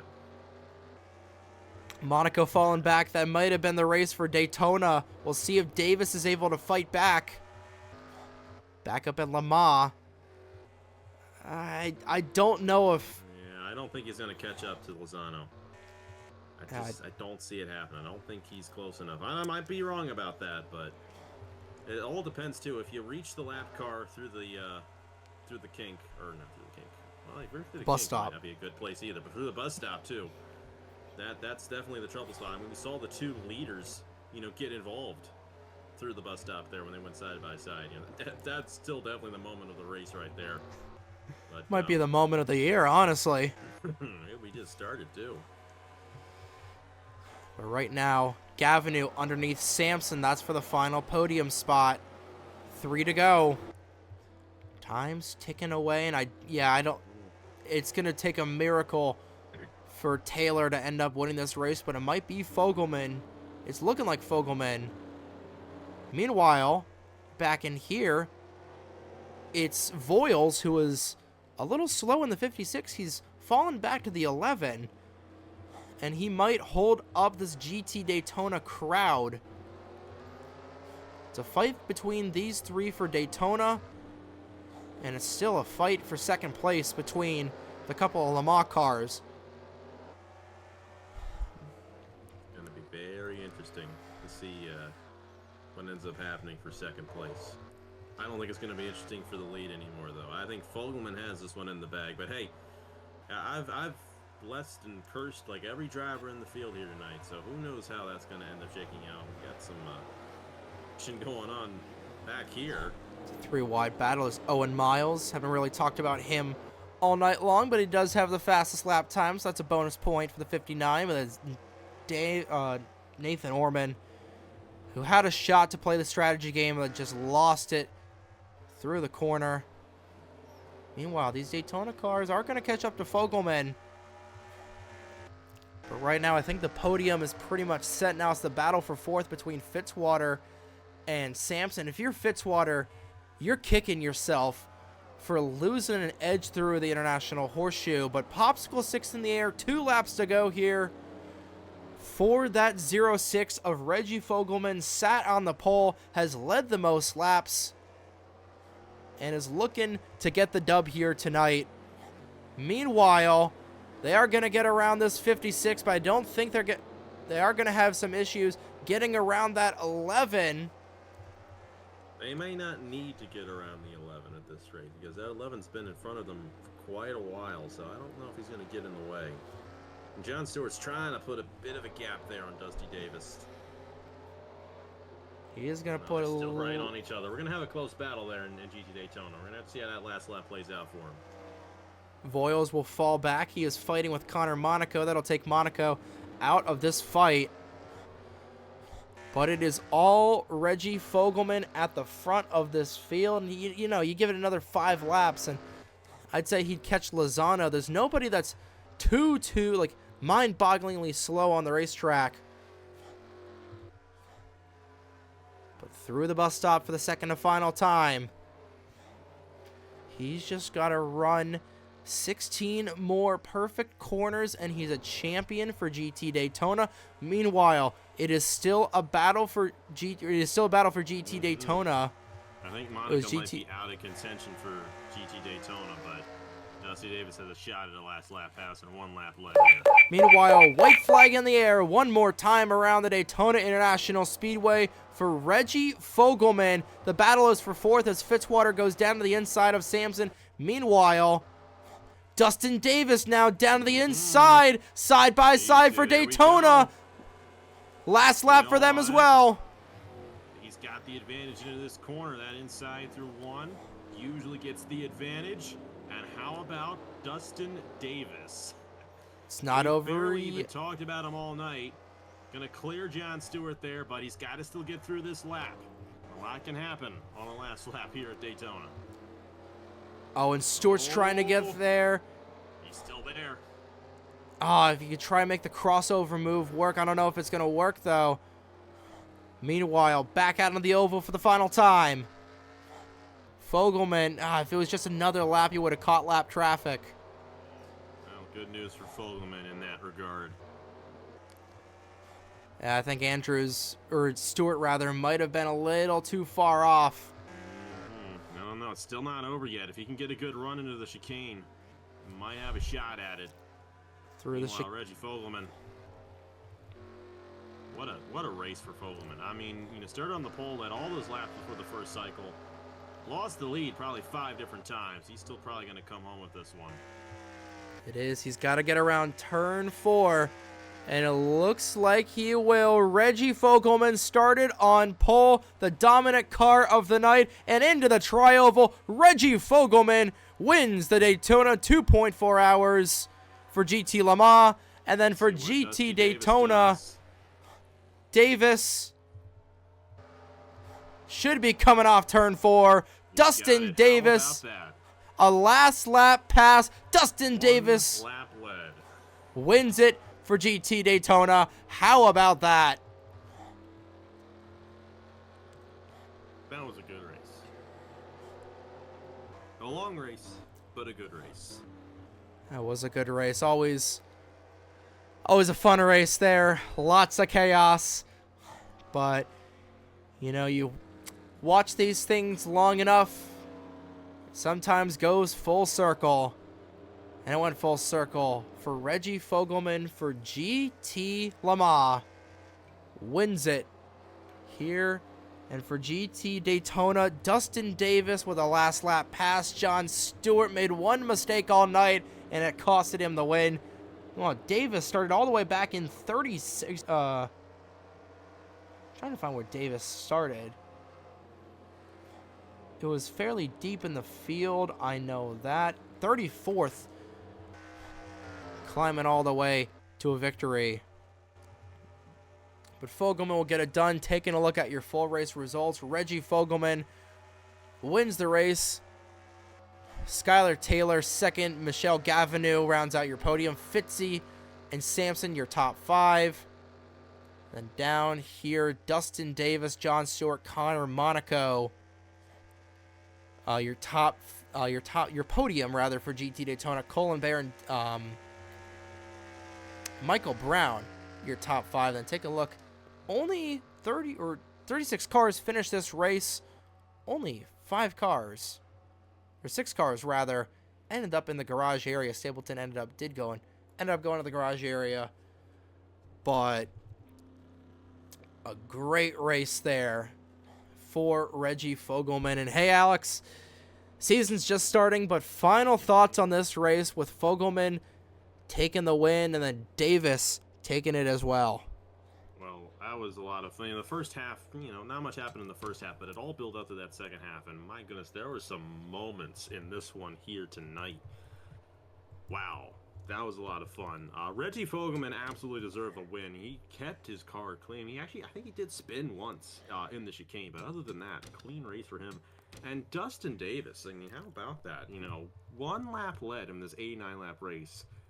Pulls it off there on John Stewart and Connor Monaco, right? Connor Monaco. I'm sorry, Eric. I'm sorry, I don't know the name there. But regardless of the fact, wow, that was a lot of fun. So many great moments there. And, you know, and I'm glad all the exciting moments happened at the end of the race, you know, because, you know, you record a 2.5-hour race. You know, it's 11:30 at night now for us. And, you know, we're a little tired, I know. But, hey, we had fun there at the end. And that kept us awake. And that was a lot of fun. And, hey, you know, the season's just getting started for all the racing in NR for 2024. Next weekend, we got the Melly Ellis Smoothfest and the Wall Wall Cup Series. That's going to be a lot of fun. You got a lot of stuff coming up as well. Yeah, that's all I got to say. Yeah, lots to look forward to. Indeed we do. We're taking a look at the schedule here. We got Willow Springs coming up in a couple of weeks. That'll be on February 16th. And then in the Winston All-American Series, we've got Homestead coming up in we got Papyrus tomorrow, then Homestead on the 31st of January. But it's all going to be one heck of a couple of weeks here. But that's going to do it for me. Congratulations to Reggie Fogelman and Dustin Davis for winning GT Le Mans and GT Daytona, respectively. And that's going to do it here from Daytona. That's a wrap here from the Daytona International Speedway. Congratulations once again to those 2 drivers for winning the Mike's Hard Lemonade 2.4 hours of Daytona. And we will see you in a couple of weeks for the Flowmaster GT Championship at the Willow Springs Raceway for the Napa, California Grand Prix right here on the North American Sim Racing Network. We also got WAS on the way. It's a jam-packed first couple of weeks here for racing on the North American Sim Racing Network. But on behalf of Alex Graham, my name is Trey Wright. Here are your point standings after race 1 of the Flowmaster GT Championship and from Daytona International Speedway. Have a great night, ladies and gentlemen.